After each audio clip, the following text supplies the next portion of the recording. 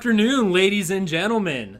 This is episode 56 of Tales of Tamriel, a Dungeon Crawler Network production. I am Aggelos, and as you can see, I am streaming today, so I guess we'll see how, I don't know, how lost I get trying to do multiple things. Well, with me today, she who eats all of your tears, and also mine, because she makes me sad sometimes. No, I just can't. Face, how are you doing today? I'm great. I'm great. Right? How many people have you made cry today? A couple. Yeah, Just a few? Just a small handful. Yeah. Gotcha. Also joining us, the man from across the pond, and the guy who makes me cry for his internet speed, Asteldian. How are you doing today, good sir? That would me. I'm doing great. Thank you very much. Excellent. Excellent. All right. And one of our writers over at DungeonCrawlerNetwork.com, that would be Avi Optimal. How are you today, good sir? I'm doing very good. Happy to be back. Thank you. Excellent. And we have special guest again this week. Man, it's been great. We have Engwar and Garbrac from Tamriel Unchained. So, guys, we're going to roll right into our community spotlight, which will be for you guys today. So why don't you go ahead, and I don't care which one goes first. You guys can fight that out amongst yourself. Tell us a little bit about yourselves, if anyone who doesn't know them already. What got you into ESO, and what you guys are doing around the community. I'll let Engwar. Well, thanks for having us on, man. This is really cool. I know we've been trying to set this up for a little while, but yeah, I mean, I got into ESO beta way back when it was a closed beta, and really just been kind of following it since development, you know, being an Elder Scrolls single player fan. So got into it then, went through the launch. That was fun. About a month or two after that, I kind of took a little bit of a break, and then I came right back. I was only out for about a month or two. I'm enjoying the hell out of it now that the freaking patch dropped. Holy cow, but we'll get into that later.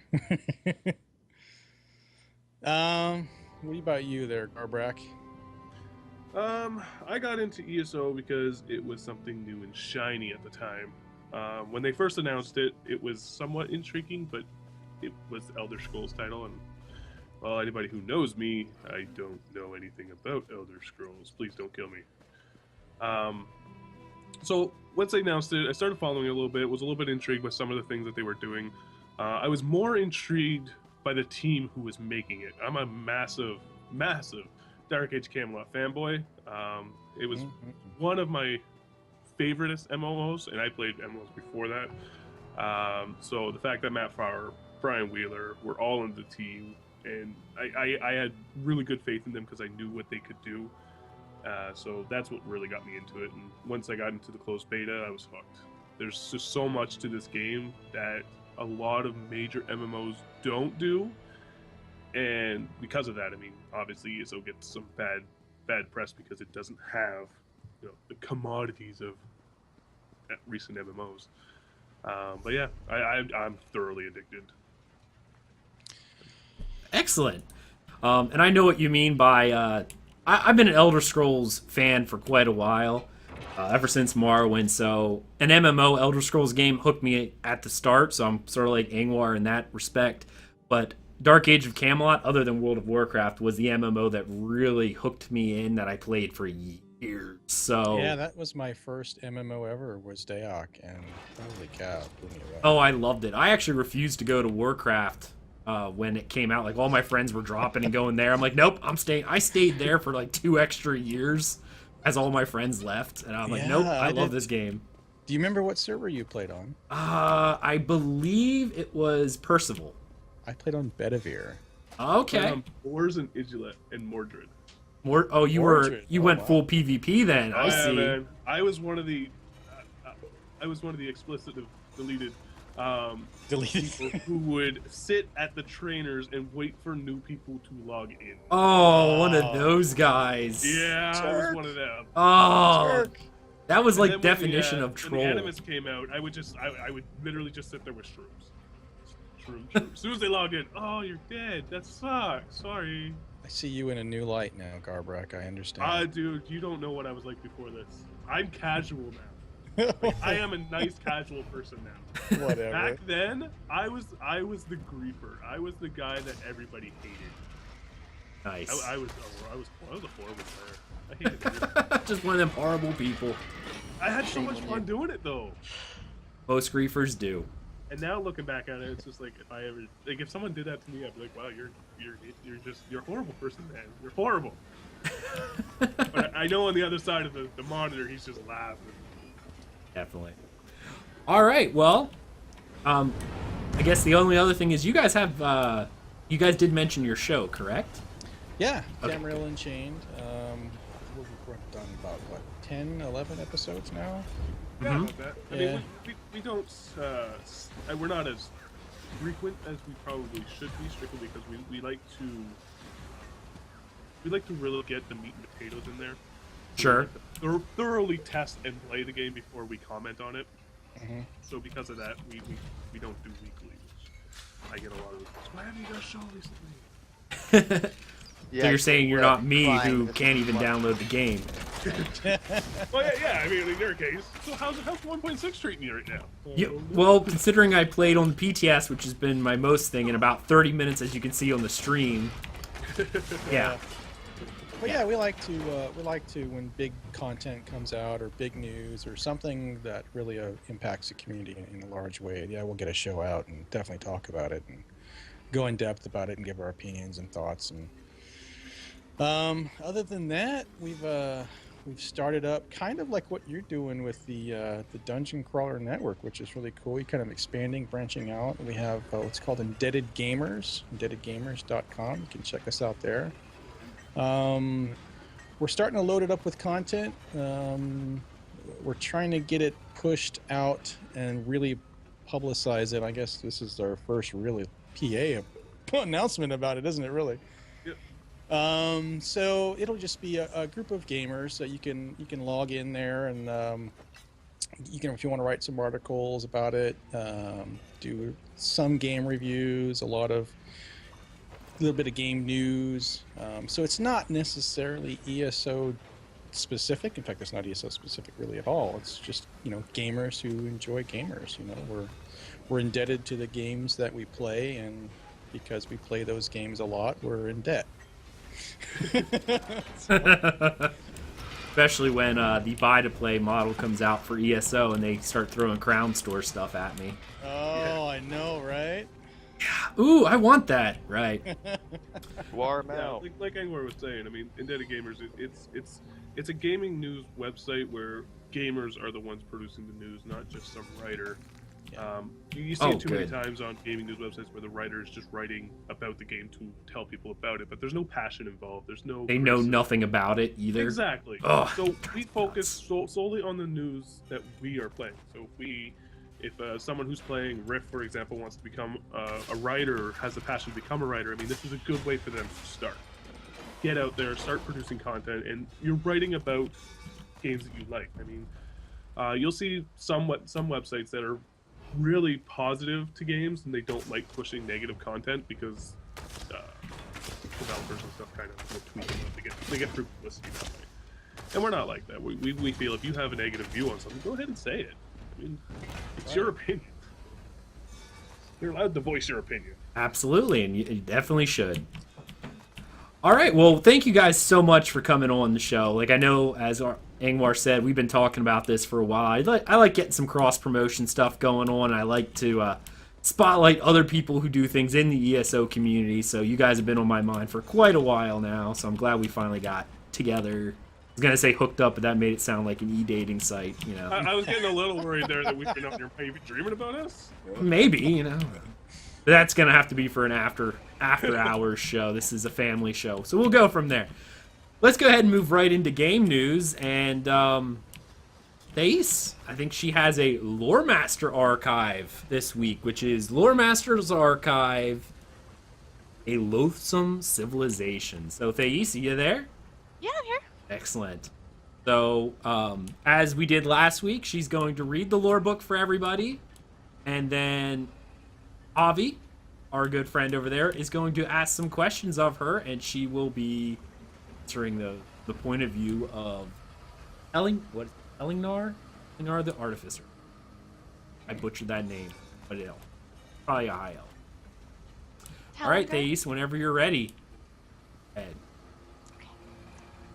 A most unexpected curiosity has entered my collection after being appropriated from a defeated Mayomori fleet. Why this text was aboard one of the vessels, I cannot guess, but it appears to be the journal of a diplomat to Thrace written before the First Era 2260. Though it is damaged, the descriptions of the slow that remain legible are fascinating. Assuming this is not some strange work of fiction or forgery, if it is legitimate, it is a remarkable find, as the Slode were loath to treat with any of the races of Tamriel. We know that the slug folk of Thrace practiced foul necromancy, but their involvement with that dread art may have been more prominent than previously thought, if this is an authentic text. The author expresses frequent disgust at interacting with reanimated slaves. It seems the Slode also slaughtered and revived various sea creatures, turtles, crabs, and the like, to keep as pets. His repulsion did not end there, though, as he complained about the repugnant smell of the Slode, the several inches of slime-coated water upon the floors of any land-based building, and the various molds and fungi served as food. There are mentions of elaborate sacrificial rituals, which I find unusual given their general rejection of worship. The Slodes certainly entered pacts with the Daedra when it suited them, but the ceremonies described here are not indicative of typical Daedric sacrifice.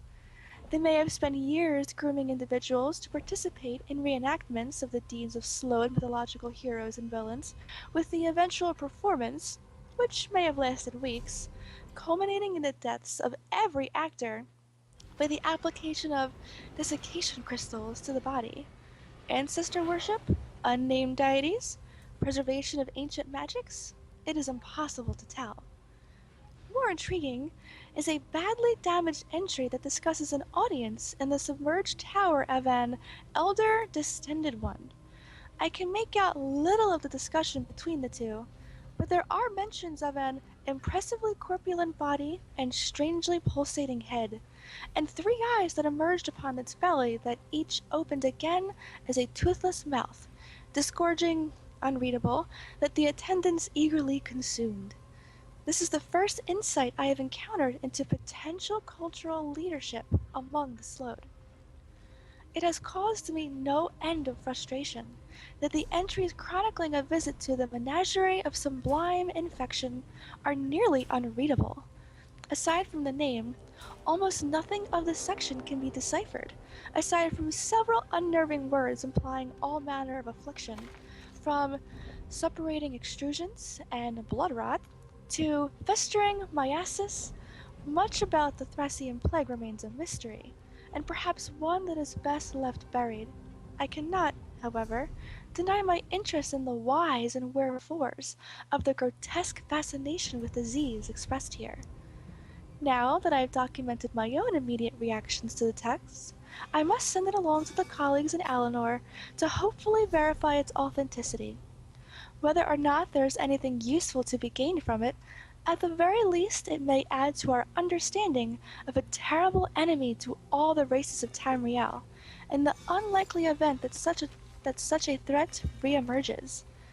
If anything contained herein is factual, let us pray to Auriel that it never does. Impressive. First off, I'm going to say this before Avi takes over, just because of chat room. Chat room, if you have anything you want to say, please talk to me as well. Just so everyone knows, for the people listening to the podcast afterwards, this is my first time really streaming and doing the show at the same time. So if I get confused, it's because I'm trying to run the show, read the notes, and play the game all at once. This is difficult. I did just get a Dwemer recipe for shoulders, which is exciting. And Garbrac said in chat, I'm the reason that Dwemer do not exist. Here's a funny story. There's an achievement for killing like 2,000 Dwemer constructs. I've been farming Dwemer recipes so long that I got that, okay? Which isn't a big deal. Do you know what else I also got?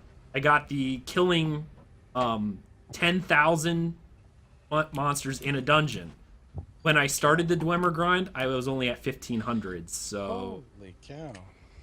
I've killed upwards of probably 20,000 Dwemer constructs. All right, Avi, I think we have a Q&A session yet. You want to take over that, good sir? Yeah, no problem. All right, question 1. I have 2 questions. Firstly, what is the Slode's relationship like with the Malmer? They seem like the only race that would deal with them frequently. Secondly, do they have any connection to the rise of the worm cult on the mainland? Many thanks for your wisdom, and may Moloch guide your staff and light your way. Welcome, fellow scholar. As far as we in Somerset can tell, and we have more experience of the Slow than any other folk, the Slow are hostile to all other mortal races. Though there is some evidence of diplomatic traffic between the Slow and the Meramir, see A Loathsome Civilization, there are also plenty of accounts of conflict between the Slugmen and the Sea Elves. This is no surprise, since both Sea Elves and Slow are at war with all other mortal races. The Meramir's grievance seems to be that they got stuck with Pyandonia, a sad and swampy whoa, that's actually one word I can't pronounce. Archipelago? Archipelago, thank you. Hey, I got one that you couldn't. Islands. Why the Sload are so belligerent to all others is unknown. As to your second question, I have heard speculation about an entente between the Sload and the self-styled King of Worms, but facts? Someone in Cyrodiil may know more, but I do not. I suppose the eyes of the Queen might know something, but if so, they haven't told me. And why would they? Most proficient artificer, the grim fate of Bendu Olo's lost expedition members has recently come to light in the depth of Cold Harbor. Was the Coral Tower encountered by the Allfangs Navy similar in the nature to the other towers of Nirn, or was it simply a Daedric perversion? Since the Coral Tower has fallen, at this point the best we can do is make educated guesses. In their own perverse way, the Sload are very capable sorcerers, and from all accounts, the Coral Tower acted as both a focus and a projector of mystical power. I am not a scholar of tower lore. My interests tend more toward the practical, but this accords somewhat with what the mytho-historians claim is the purpose and practice of the so-called Towers of Nirn. Was the Coral Tower a real tower like Lawful Crystal here in Alinor, or was it a failed imitation like the Doomspire? I do not think we have an answer based on what little we know. O most high of artificers, I ask you impart any knowledge you have, which I don't doubt is extensive, regarding the Slod's presence in Blackmarsh. When was the first report of their appearance there? Could they still be lurking the swamps to this day? Do the Argonians have any particular relationship with the Slod? The Sload? In Blackmarsh? You surprise me, the human Floyd. Dare I ask, what are your sources for this interesting claim? If true, certain advisors to the Queen on security matters must be notified immediately. In my travels, I've heard about the Pillar of Thras. It is true that the Slodes perform sacrifices here. If so, what is their motive? Also, is it true that some of the victims disappear before they touch the ground? What happens to them? On another note, how is the Slode soap made? I've heard rumors of the entire factory in High Rock dedicated to this production by crushing Slode larvae. So many questions! You Bretons always seem so frenetic to us, trying to cram so much activity into your brief lives. I suppose it's understandable, however.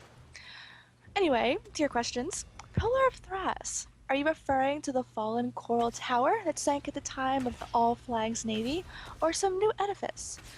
If it's a new erection, this pillar of yours may square with certain rumors I've heard that the Sload intend to rebuild their tower, and indeed it may already have commenced. The Thracians command powerful magic, of course, not just necromancy and portal spells, but the ability to command the coral they live among is a manner analogous to the Wood Elves' communion with the plants of Valenwood. Could they induce the coral to grow rapidly out of the sea pearls, spiraling skyward so as to create their tower anew? This bears further investigation. Perhaps the sapiarch of scrying, but enough speculation. On to a subject about which, for once, we can be certain. Slowed soap. There are many misconceptions about the origin of slowed soap, and I am happy to have an opportunity to clear it up. First, let us consider the metamorphic biology of the slowed. They began life on the Thracian atolls as, in the words of Admiral Bendu-Olo, disgusting little amorphous grubs. Ignored by their pendulous parents, these grubs somehow squirm their way to the sea, where they mutate into aquatic quasi-cephalopods known as polwiggles. Due to their corpulence, adult slowed spend a great deal of time in the shallow lagoons of their atolls, wallowing among the polwiggles. Those larvae that prove too slow to avoid their parents' pseudopods are caught and harvested, calling out the weak and providing the raw material for slowed soap. Captured polwiggles are tossed into an ever-bubbling cauldron where they gradually deliquesce into a slimy broth. This both undergoes an alchemical commixture with materials known only to the slowed, after which it is poured into molds and allowed to cool. Once solid, the bars are scooped out and wrapped into the viscera of hagfish for preservation. It is believed that the slowed use this soap as a primary component in their necromantic rituals. I'm no expert on necromancy, but apparently having an emulsified reagent concocted from one's own descendants acts as a profound intensifier in the magic of undeath. Slowed soap is rarely seen from Thrace, and when it is, it commands high prices from alchemists, who prize its unique properties for creating potions of agility and, rarest of all, the mutation of personality.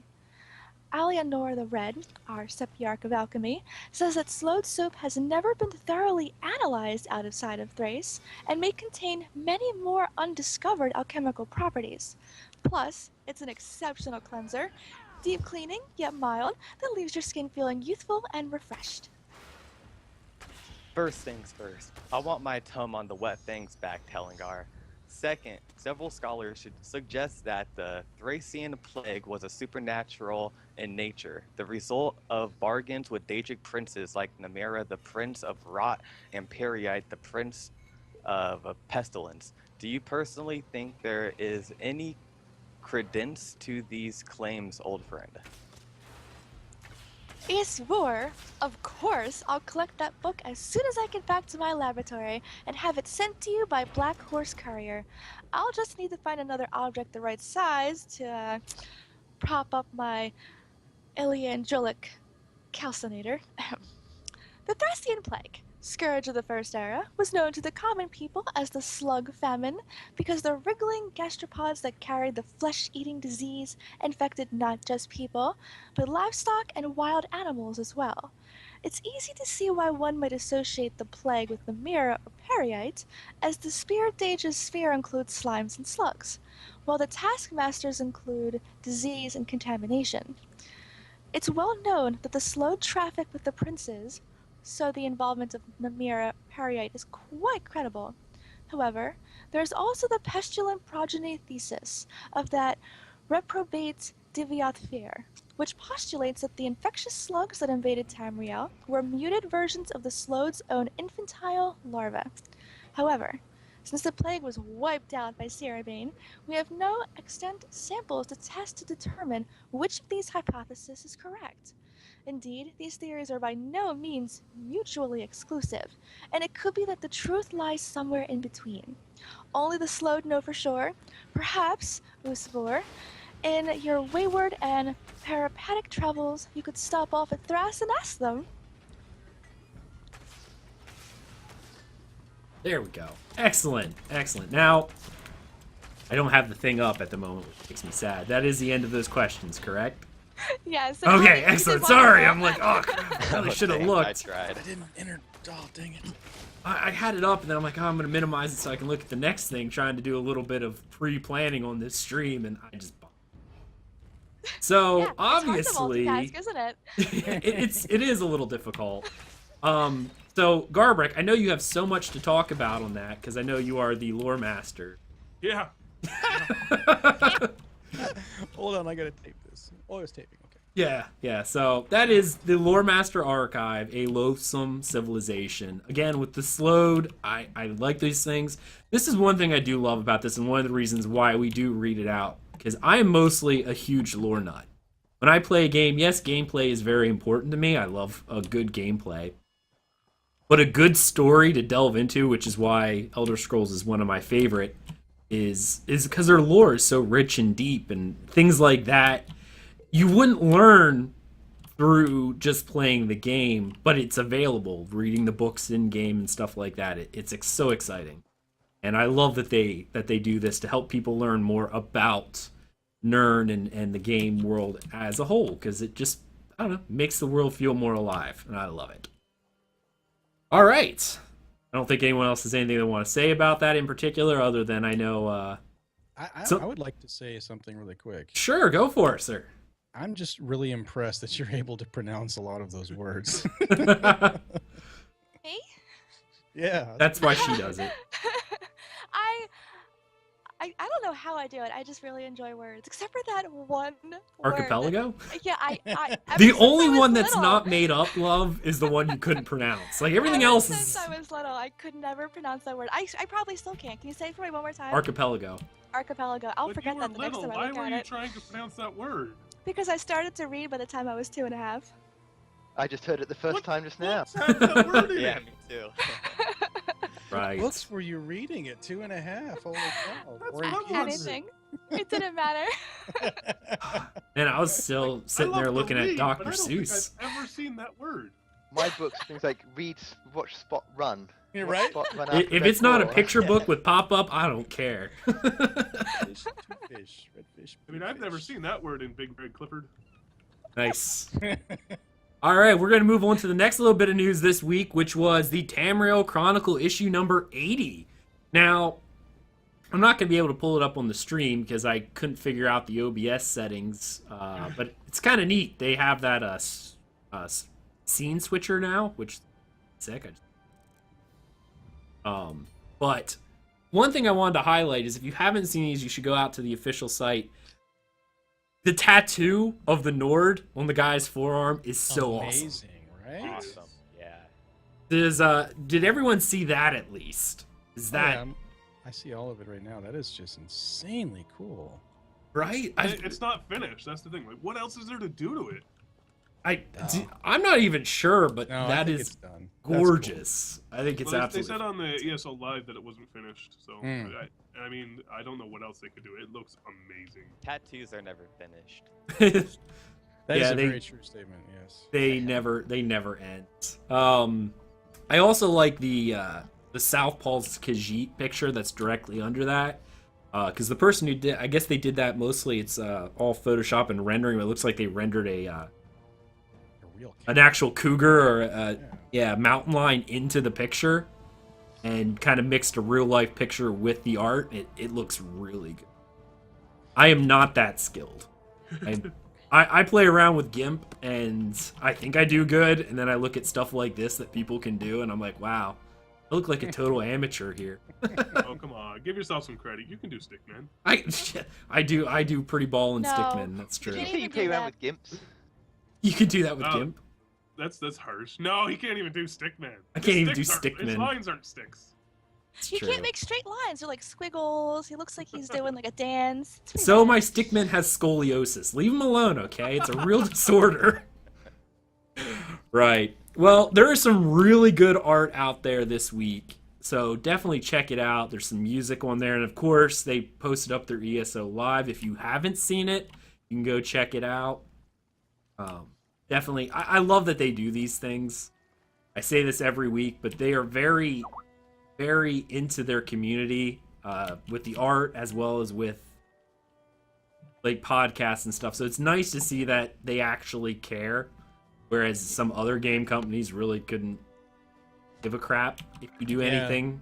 Well, Yeah, I this think is- one thing to note is this is like issue 80, and this is a weekly thing, and some weeks have been missed. 80. Yeah.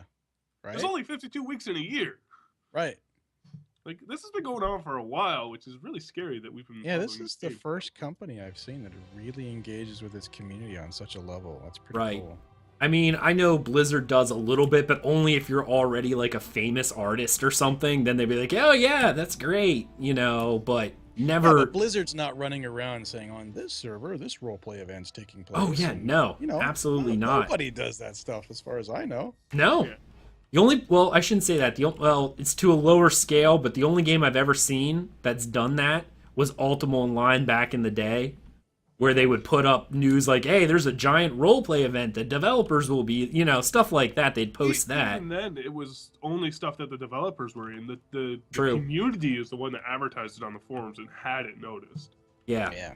No, these guys reach out to people. Like, they've reached out to me, and I know they've reached out to you guys to get our feeds and when we're doing stuff and stuff like that. I mean, it's always flattering, like when my show goes live here or anything like that, that they tweet it out going, "Hey, you should join them, watch them." You know, that's so cool. It is very awesome. So definitely very, very cool. Yeah, they're very community centric, and I really think they have been the entire time. Like they've. Oh yeah. It's not something that the game's released. Let's try and do community stuff to get more people. Since the game was announced, they've been doing it. They have. Well, just the guild summit alone spoke volumes. I mean, you invite guild leaders to come and figure out how you're going to develop the guild system. Yeah. I mean, hello. And some people in the community are a little upset, but the community managers do go into other guilds, team speaks, and stuff like that. That they do get personal feedback, not just forum feedback, which is sometimes not really the best. Ooh, I wouldn't trust that feedback sometimes. So, Right I mean, on. they really do try to design this game around us. Yes, they do. They really do. And it definitely is seen, like, even with which we'll be talking about here shortly after one more news thing, Update 6. If you think about it, everything that was done in Update 6 was due to community feedback of we don't like this thing or we don't like that. All the systems were redone because we didn't like the veteran ranks that came out. Right. Yeah. This entire patch was essentially a community patch. And now everyone hates that too. You just can't win with some people. Okay, well, let's talk about the last little bit of news before we talk about the big thing this week, which was the Tales of the Dead competition, which again is really neat and nice for creative writers. I really only want to mention one thing, and that is last week, if you remember, we had the Dews crew from Dews and Tamriel on the show, and Scary Drew said that he submitted. Well, guess what? He won. Or at least was one of the 3 winners. So Awesome. Yeah, that's pretty cool. yeah, so he got himself his little reward, which is kind of neat. The $25, I think it is, gift certificate to the Bethesda store, as well as I think they also gave a T-shirt of your choice for ESO. So technically, you got double whammy there. That's 3 what I skulls and a baby. It's pretty funny. So very, very cool. All right. So the big news this week. I mean, well, Did you know, anything happen Update this 6 week? might have dropped. Something happened this week? I think so. Albeit, I didn't get to experience it for Oh yeah, that's right. You were downloading this week. I was I think you're downloading still this downloading. week. That's what was happening this week for you. That was what I was doing. I was downloading all this week. So, obviously, as people can tell, I'm playing now, but only. Hey, I gained the skill line. The ledger mean. Pronounce Whatever. that. You pickpocketed somebody. I actually looted a treasure chest, so Thief. that's cool. Finally got that skill. All right, guys, let's go around the table here and let's just talk about Update 6. Like, what you enjoyed, what you think went right, what you think went wrong, and then after we're done with that, we can talk about. I know Garbrac, we discussed pre-show one of those things, so we'll add that right afterwards. So let's start with Avi, good sir. Have you got Update 6? How are you liking it? Yeah, I got Update 6. It took me a long time to download it, but Don't even want to hear it. Don't even want to hear it. Yeah, no, I'm loving it a lot. I'm loving how the two-handed sword feels. The champion system is just amazing, and I love getting the champion points. Just, you got a champion point. Oh man, what am I gonna put it into? It adds so much to the game. I love it. And besides that, I'm really just waiting for Tamriel Unlimited because I want my Gwar mount. But I love Right. 1.6. It's amazing. Yeah.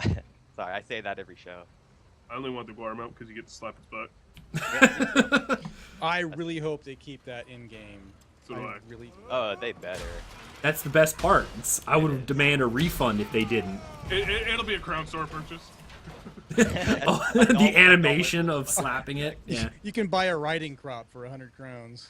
You know, there's a couple in what is it, Daggerfall, that talk about showing antique riding crops. So maybe you have to buy it from them. Nice. Asteldian, good sir. What about you? Update 6. Well, I too look forward to the moment where I can sit around the Citadel spanking my Gwar, but until then, with 1.6... This is a family show, sir. In 1.6, I've thoroughly been enjoying playing around with new builds, because I always love tinkering around, see what fun I can make.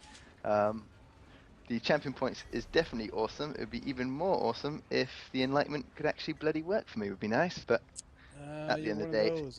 Yeah, well, I had it for a while, and then so it disappeared, and then it's suddenly there again, then gone. I'm not too bothered at the end of the day. That was hot fixed last night. It should be working now. It seems to be, yeah.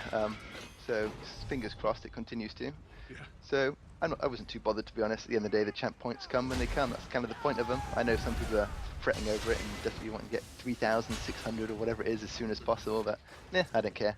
When they come, You they're don't fun want to to get spend. the 3,500 in an hour? Like, you're not- No, I don't care at all. I'll get one a week for all I care. It doesn't matter to me whatsoever. I'm in no rush. I can do everything I could before the champs came in, so who cares? Casual Will I get after them? my own heart. I love Yeah, exactly. I can do all the content that I could before, so nah, when I get more powerful, great.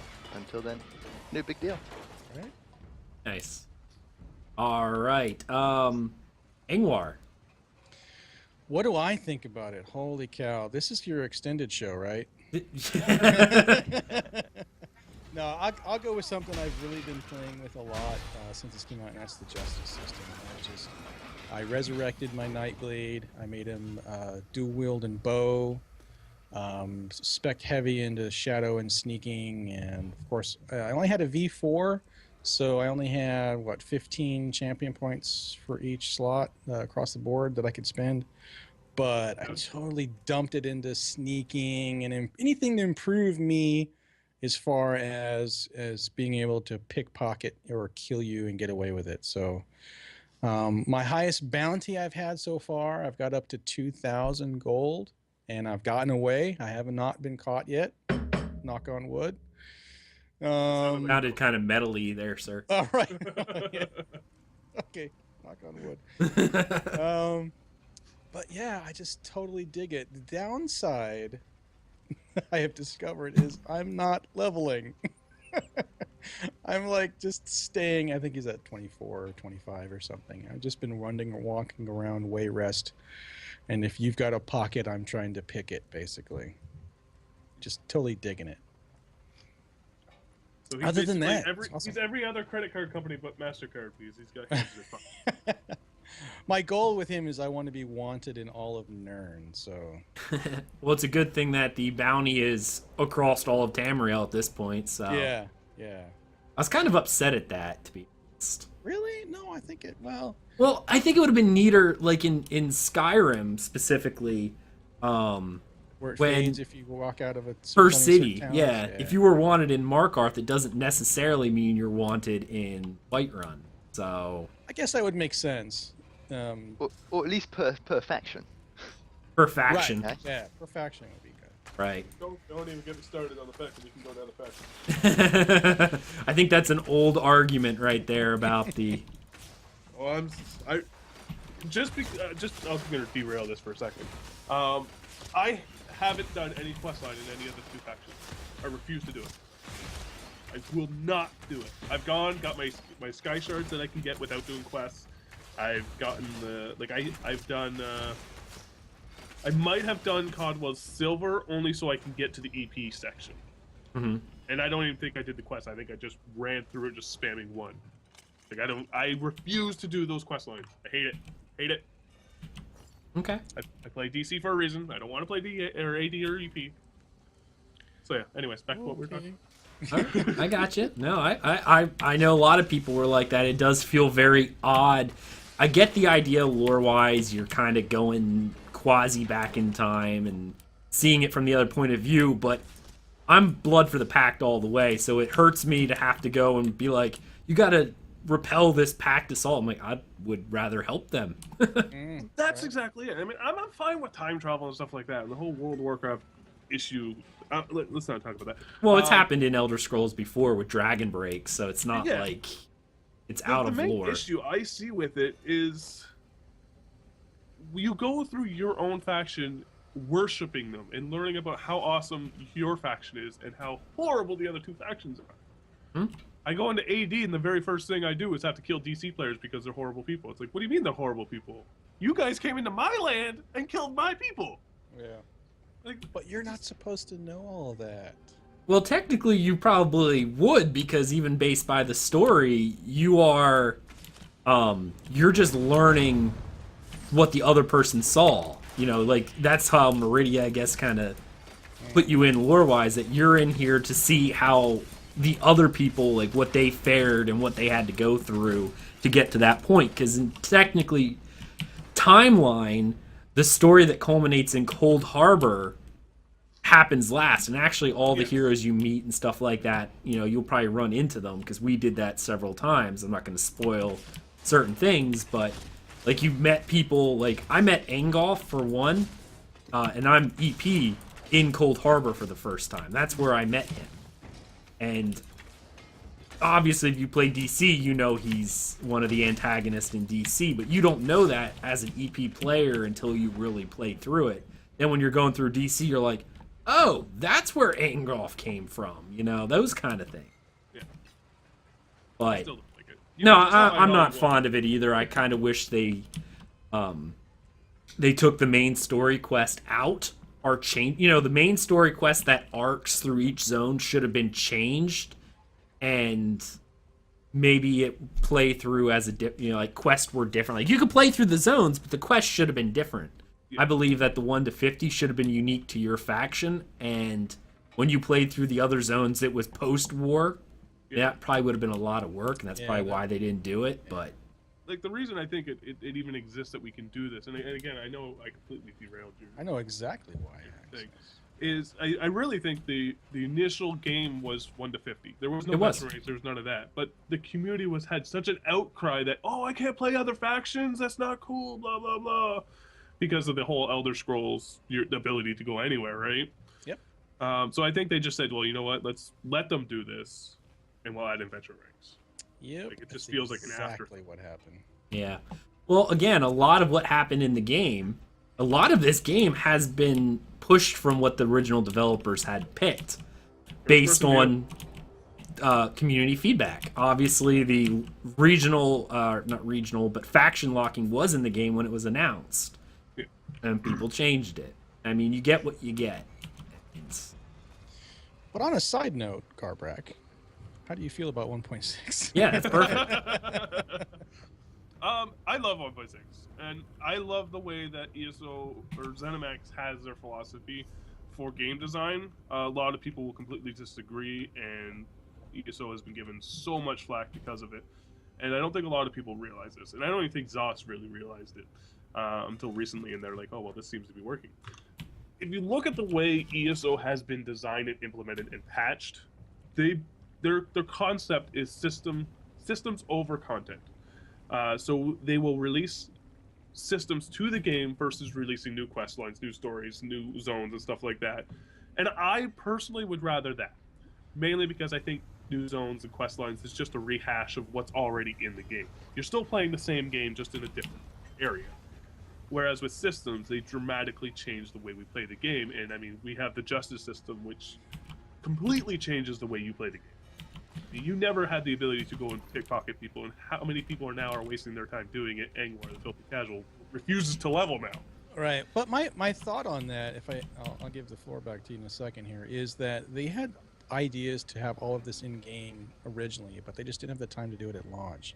Because ultimately, what is the point, in my opinion, is to get this massively multiplayer version of an Elder Scrolls game to be a hell of a lot like an actual Elder Scrolls game. So all of those systems being in the regular single player, they had to figure out a way to push it into the multiplayer.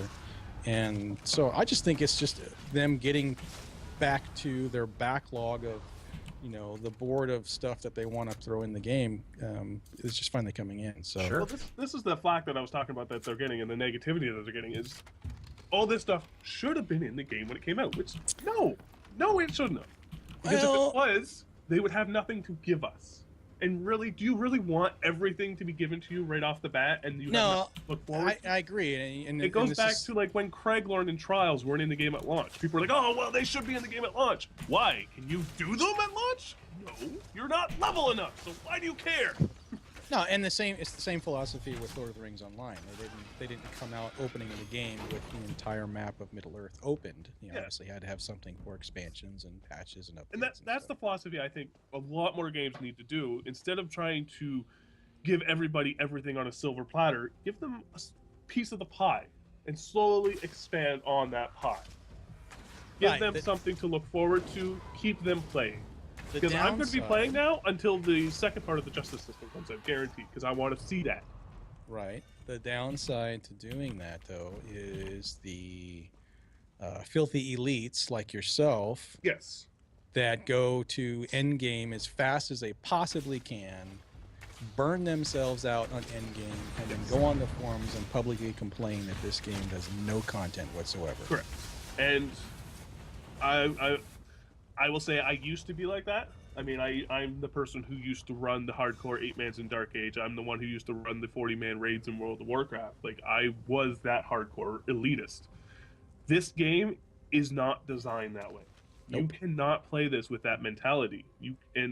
We're starting to see a lot of people still trying to play that mentality with 1.6. I'm not sure if you guys are familiar with it, but last night a nerf happened. There was a grind in Skyreach in Craiglorn where you could grind out champion points, and you could get one almost every 30 minutes. So it didn't take very long to get your champion points. And there was one guy in the forums going, "Haha, I got 256 champion points, and you guys got nothing. Haha, I'm so much better than you." And it's just like, really, dude?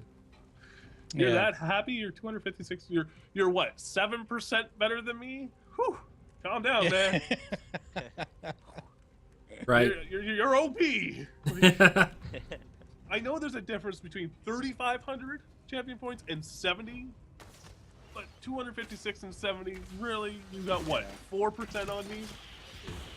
And even so, with how the champion point and the diminishing returns come into this, technically speaking, like, your lats, like, let's just say you have 3,500 points, those last 100 points may be equal to 1/10 of what your first point did in terms of a percentage. Exactly.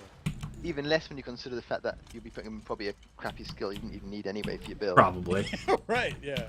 Yeah, it's by the end, I think the whole difference is, from raw numbers, if you had someone who had 0 champion points versus somebody who had 3,600, you will be like exactly 25% better. Like on numbers, on mitigation, I think that's what it is, like 25% in all areas. But that's it. 25% isn't much if you think about it, nor the amount of time that it will take you to actually get that far. Well, I mean, it's a lot in the grand scheme of things, and I say this because I am that elitist. I'm the number cruncher. I'm the theory crafter.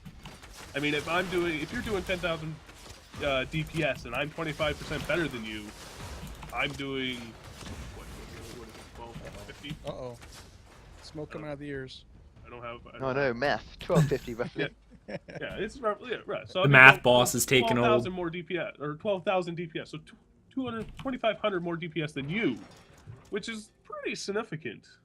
If I have more people who can do that, if I'm the only one doing that, the boss might die through a half a second sooner. But if I have a group of 11 other people doing that, it's going to go down a whole lot faster. And that's if you're just going off champion points alone. If you start throwing in, I grind out, the Dragonstar arenas, and I grind out all of the dungeons, and I get all of the Undaunted gear, that's where you see the bell curve really start to change. Mhm. But just on the champion point level alone, yeah, it's not that much better than the V1. Well, It's keep in really mind not. you're also talking 3,600. If you're saying you're talking 3,600 against someone with 200 points, you're nowhere near 25% better because those 200 have been spent in all the important places, Yep. and they've probably got to about 10% or so already for the key DPS section. Yeah. So it really Yeah, isn't everything that else after that's just freaking fluff, right? Yeah. And I mean, the whole concept of the champion system is longevity. I mean, that was the reason it's implemented. They want a feature for players to constantly progress and build their character on over time. And I use the word time, not month. Right. There's a big difference. Oh, absolutely. And if people feel like they're getting stronger, even by a fraction of a percent, it's still a fraction and a reason why they won't delete their character and start over. Exactly. Yeah. And I mean, right now, like I said, there was that nerf on Skyreach. So people can't earn a champion point every 30 minutes. And now they're upset saying, oh, it's taking too long to earn a champion point. No, That's the point. exactly. It's supposed to take a long time. Right. What did Play I the tell you? game for the way it's designed and stop trying to cheese it. What did I tell you? I predicted my first champion point I would get. How long? 6 months. 6 months. Oh, yeah. Wow. That is pretty filthy casual there, good sir. I Right? mean, A long time. that is a long time. Well, in the grand scheme of things, when you're going to be playing this game for 10 years, it's not really that long. This is true.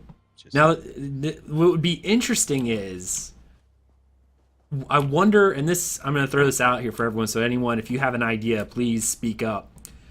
They said they're going to be advancing the system. Obviously, they will be. They'll be building on this over the years. How long do you guys feel is required before they expand the champion point system? Either however by long- raising the caps or adding more constellations, which I doubt they It'll would do. expand with every DLC, I would say. With and- with every I'm DLC. I'm not saying they're going to put in new abilities into the champion system. I'm saying it's going to expand in terms of if you look at the bell curve on the way it is. So if it takes an hour to an hour and a half to earn a champion point right now, when Clockwork or Orcidium or Mirkwood or Murkmire or whatever they want to call it now is released, we're going to see that time decrease because they need to do a balancing work where if I play the game for a year and a new player comes in, he has to be able to catch up to me faster than it took me to do it. Mm-hmm. I agree. Otherwise, they're at a severe disadvantage and they're going to lose new players. Oh yeah, So it's the we're gonna whole see that part of it being expanded almost every DLC. right. It's that So, EVE Online mentality of the people who've been playing for 10, 15 years and how established they are. New players are scared to go in because of how long it would take for them to get up to a equal power level. Exactly. Yeah. And I mean, Warcraft does this as well with, now they raise level caps, but they consistently decrease the amount of experience required to level between expansions. So like, when they release a new thing going, okay, we've added 10 more levels. Well, the X levels before that, we've decreased by 20% across the board. So yeah, I eventually, once they start getting the champion points up there, maybe they need to look at decreasing the amount of time the first 1,000 champion points are earned. Something along those And I hate to mention this because it's going to happen. There's going to be experience potions Right. with Crown Store. Like, it's going to happen. I hope they only affect the one to VR14 myself. No, I'll do everything. I doubt it's true, but that's what I'm hoping for. When I asked Zoss, and I have an article up on MMORPG, I specifically asked if the champion or the points are going to be based off of experience themselves.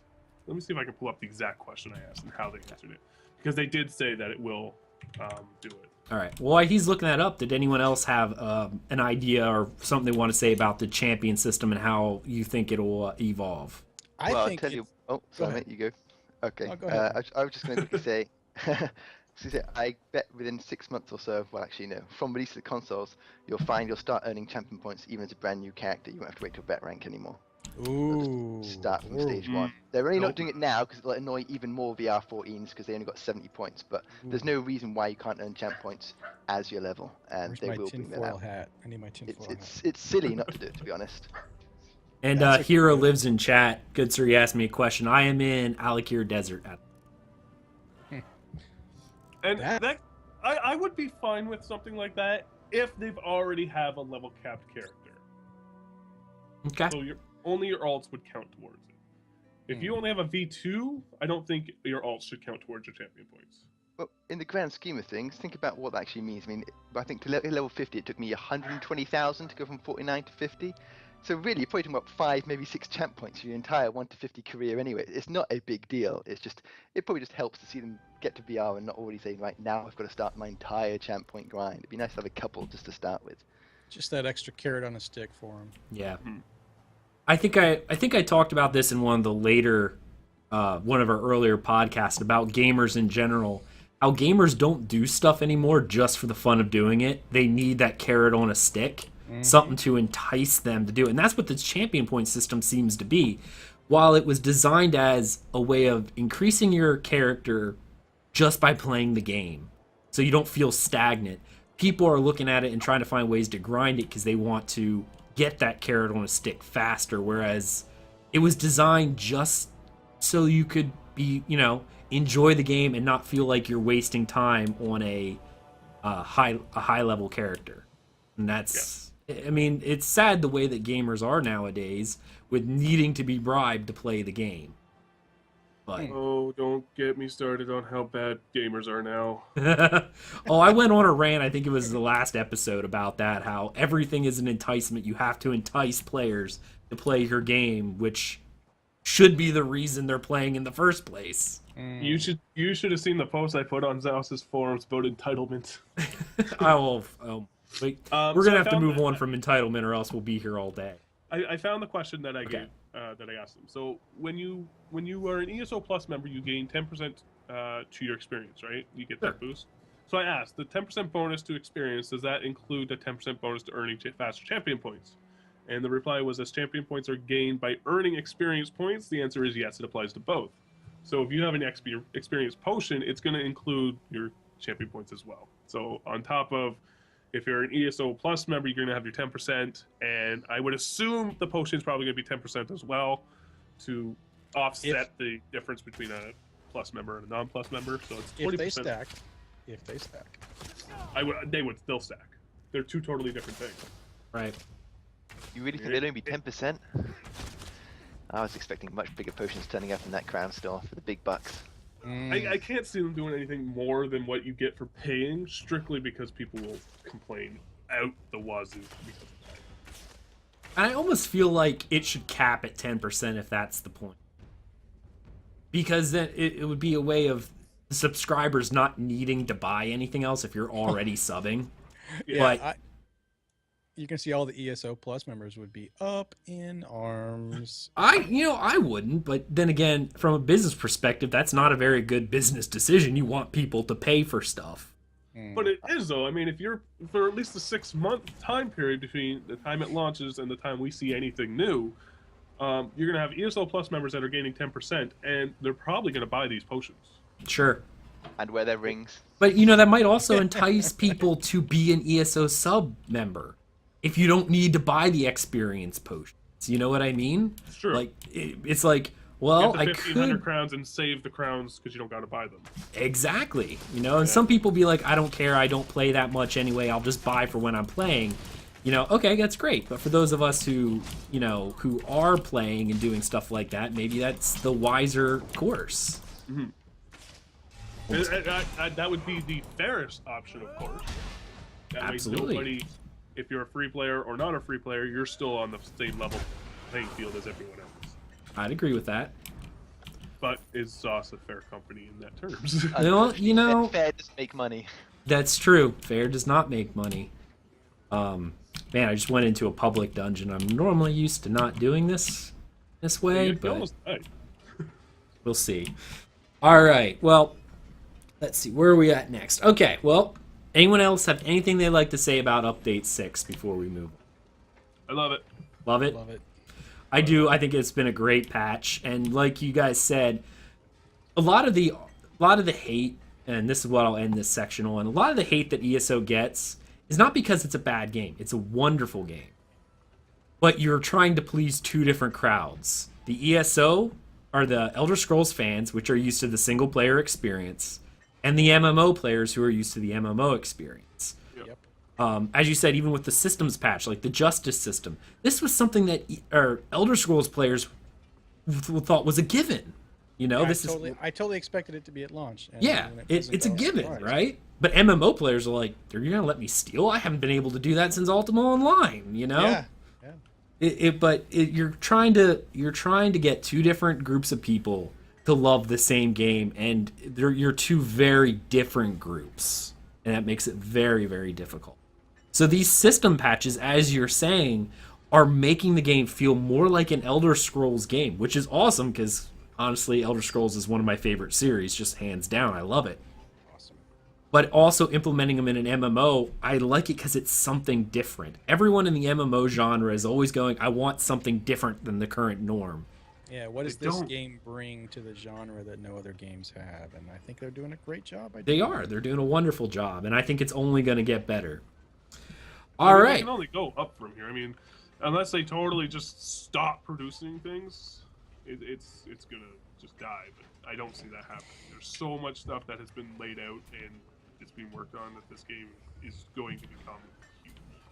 Absolutely. I say huge. I'm not saying WoW Killer. It's gonna have millions and millions of subs. I'm talking huge that it's not built anywhere. I'm gonna add this to Garbrac's thought. No game will ever reach WoW's numbers because when WoW came out, there were like 5 MMOs. The market had nothing. The market now is so saturated with MMOs, you're never going to hit that point again.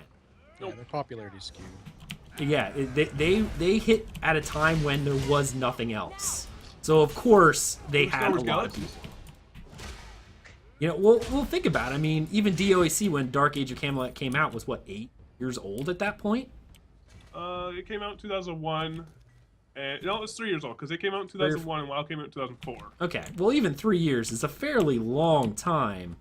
And, you know, Ultima Online at that point was probably closer to 8 or 9 years, et cetera, et cetera. Yeah, Ultima came out in 90. Yeah, but, you know, they came in at a time when the market was, at that point, what's funny is if you think about it now, like MMOs back in the time, if it had 100,000 players, it was the World of Warcraft of MMOs in Ultima Online days and Dark Age of Camelot days. Yep. I mean, Dark Age of Camelot at its peak was lucky to have 100,000. Yeah. And I mean, even EverQuest at its peak only hit, what, 200K? Yeah. And that's a lot of people. That is a lot of people. Everybody had broadband back then. People were still using dial-up. I'm pretty close to using dial-up I was gonna still. say, people are still using the axes. Right. All right. Well, we're going to move on to our next section, but before we do, I need to mention that this episode has been brought to you in part by awesome fans, just like our newest Patreon supporter. That would be Jimmy, aka Krabby. Thank you so much for your support, buddy. We're also happy to announce that we reached our first funding milestone on our Patreon account. So pretty much what we're going to do by that is, if you're unfamiliar with Patreon, we've set up little goals about what we're going to hit and what we're going to do once we hit these goals. And we're going to use the funds that we get now to advertise the site a little more, you know, Twitter promotions, etc. like that. So people, you know, more fans can be introduced to the show.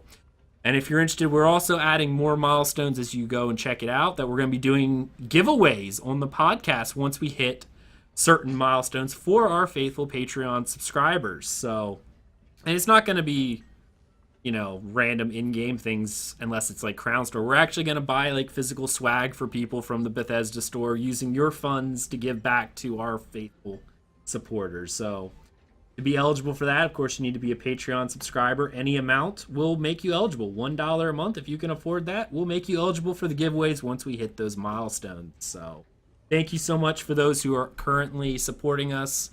And if you're not currently supporting us, and, you know, maybe you're not in a financial opportunity to do so, why don't you just tell a friend about us or any of our guests as well?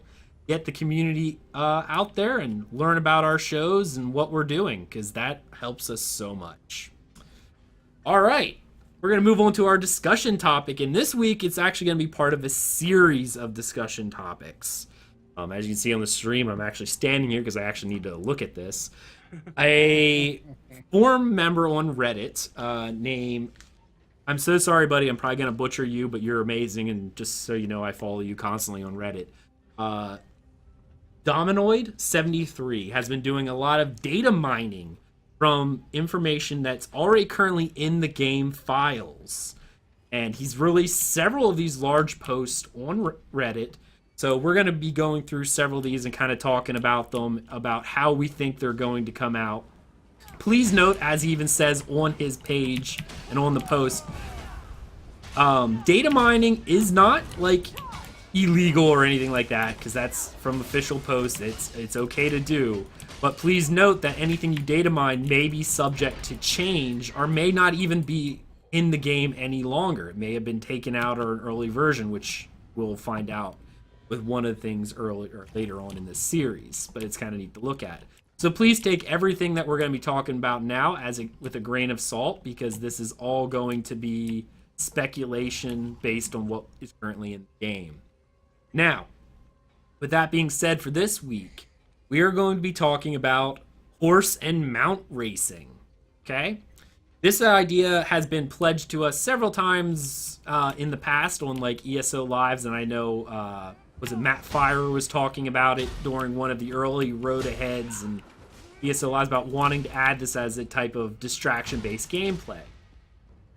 Well, currently there are files in the game that allude to this specific thing. Now, what's kind of neat is they're tying it in lore-wise with the Black Horse Couriers. So if you want to check out the entire post, I'm not going to read all of it because it is a huge wall of text.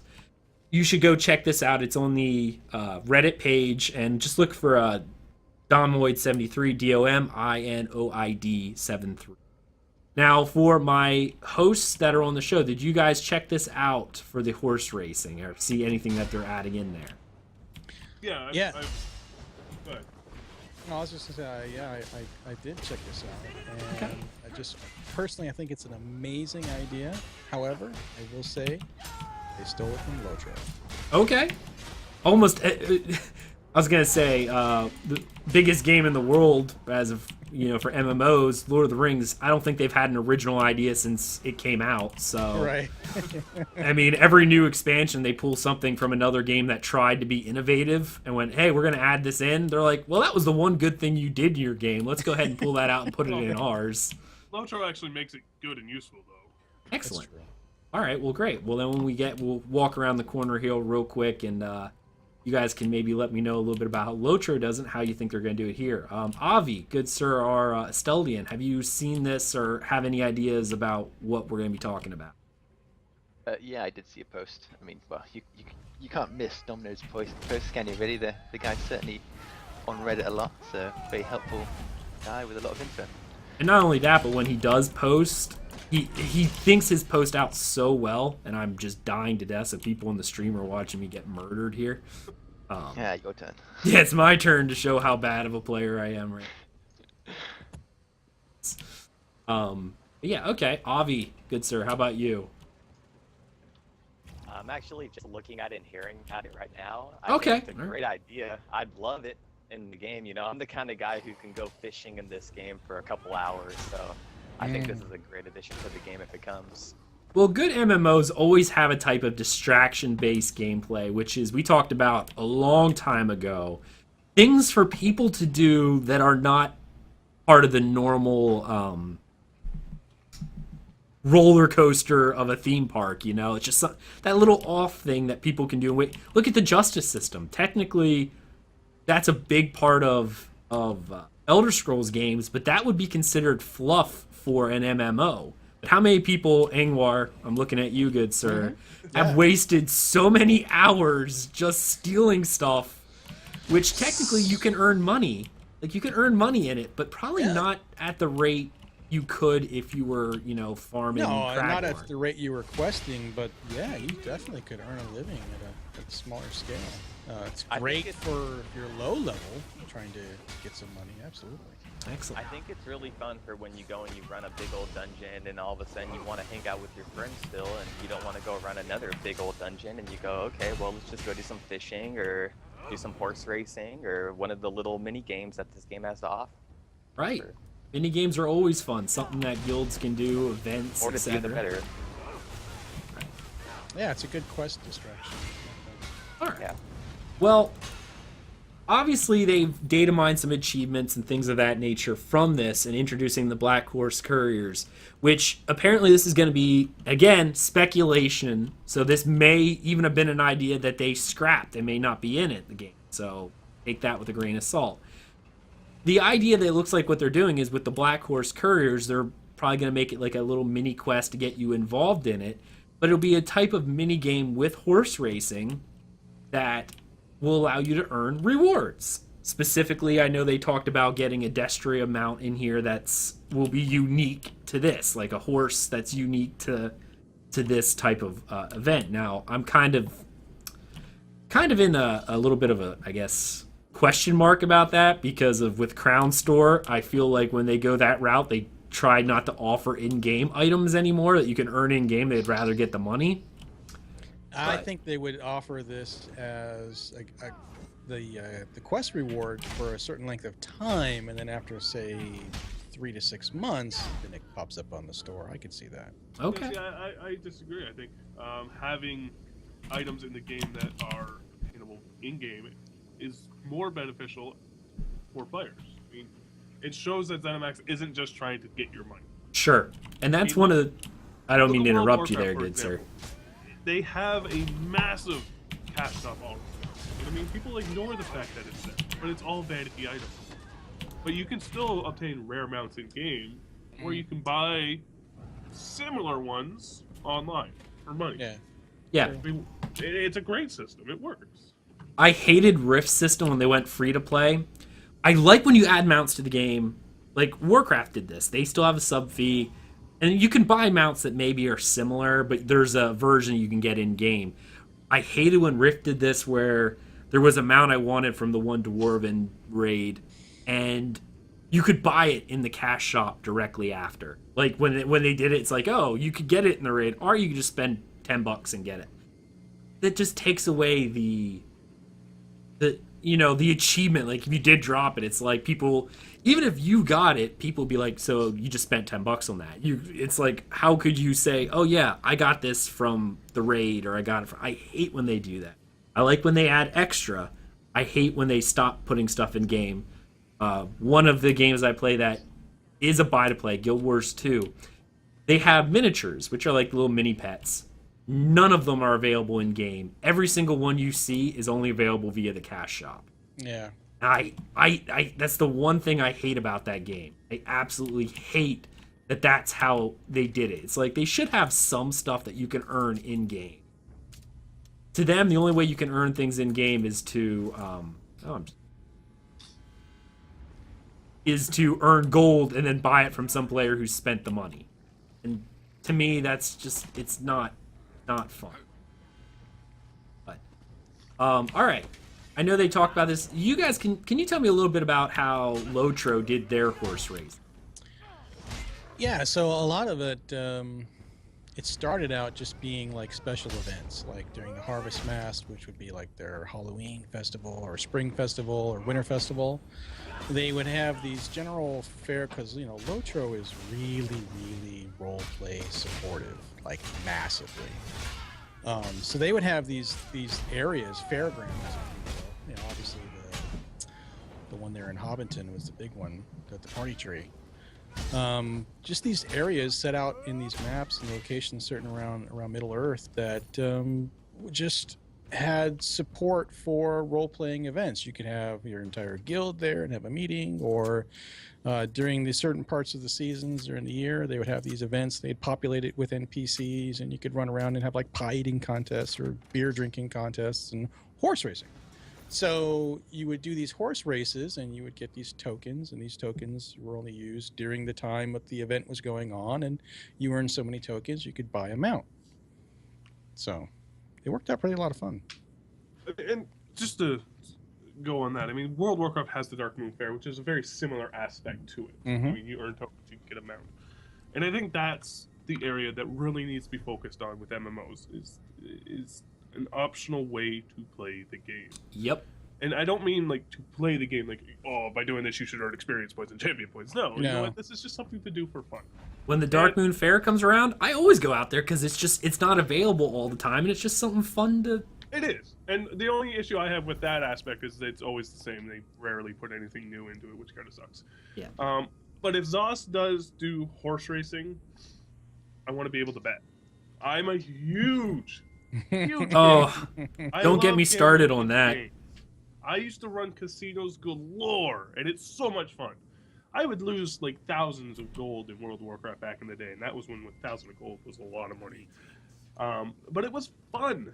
I enjoy it. It's that kind. Give me a way to gamble my money away. And you know what? If someone's going to do horse racing, make it so okay.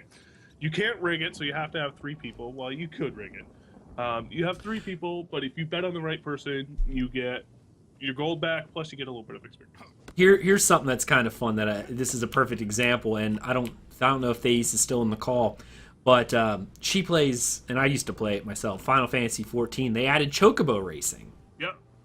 But how I like it is when you go in, I've watched her play it. It's amazing.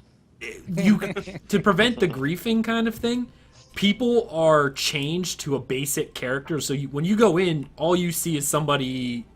You can't see their armor. You can't see their weapon. It looks like it's just like another NPC.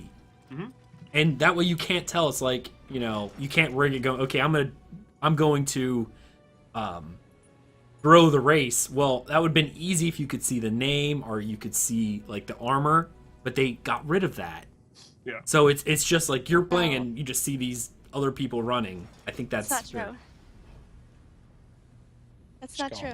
That's not true? Okay. No, it's not true. The NPCs are green and the player characters are blue, and they actually do have the chocobo barding and the armor. I noticed that. Oh, the one we were looking at before, I couldn't tell. I thought all the play. See, and I think that would have been better to add in the anonymity is very important for these things, so people aren't, whatever. Cheesy. Yeah, cheesing it. See, and I love these kind of things because Guild Wars 2 does something similar. They don't have mounts, but they have the guild rushes, which are like little puzzles that you run through, and they give you like little bonuses. Like when you're running on it, like you have to hit a certain. If you tag this flag, it makes you immune to knockbacks, which you need to do in order to get through this next section. But by doing it, it slows you down. So you make the choice going, well, if I'm really good at dodging, I can ignore the flag and run 10% faster. But if I'm not good at it and I get knocked off the ledge, then I'm really going to cut into my time. I think that would be a fun way of tying into the game, doing these predefined courses that require you to do certain things while on the mount, whether it be picking up items, and if you rigged your horse to have carrying capacity, it doesn't slow you down. Like you can pre-do your horse in there. Or if you run really quick, that's great, but you're going to be limited in certain ways. Yeah. I like that risk reward where it goes, how do I want to do it? Like you get it right before the game starts. It goes, how do you want your horse to be allotted? You want to do your points this way, this way, this way. And as the race is randomized, you'll be running through and it's like you run through a mud field, and that requires your horse to have stamina or else you get 15% slowness, Yeah. And then you're like, oh crud, I expect all into speed and carrying capacity, so I would have been great if it was a straight way or if I had to pick up a package, but now I have to go through this mud. And the guy who I spec'd into some stamina, so I get a reduction. It might not have been a full 15%, but I only run 3% slower. Or they could do the way Lotro handled that, because there were mounts in the game as well, is when you signed up to do the horse racing event, you couldn't use your mount. You used a generic mount. Yeah. It was standard across the board. The engaging part was they threw obstacles in your way. So it was completely based on your skill ability to navigate the keyboard or the generic horse that you were riding through the obstacle course. Yeah. Right. That would be cool. Yeah, I like that. And the one thing I don't think a lot of people know is racing's already in the game. There's a place in Arodon you can go to, and it's frog racing. Did they take that out in beta?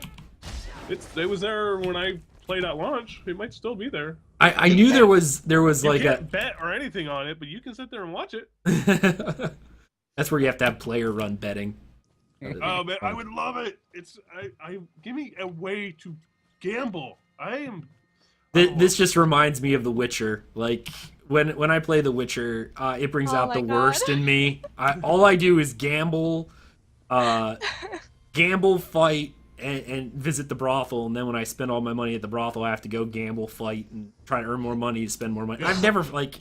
It's like I'm surprised I ever finished the game.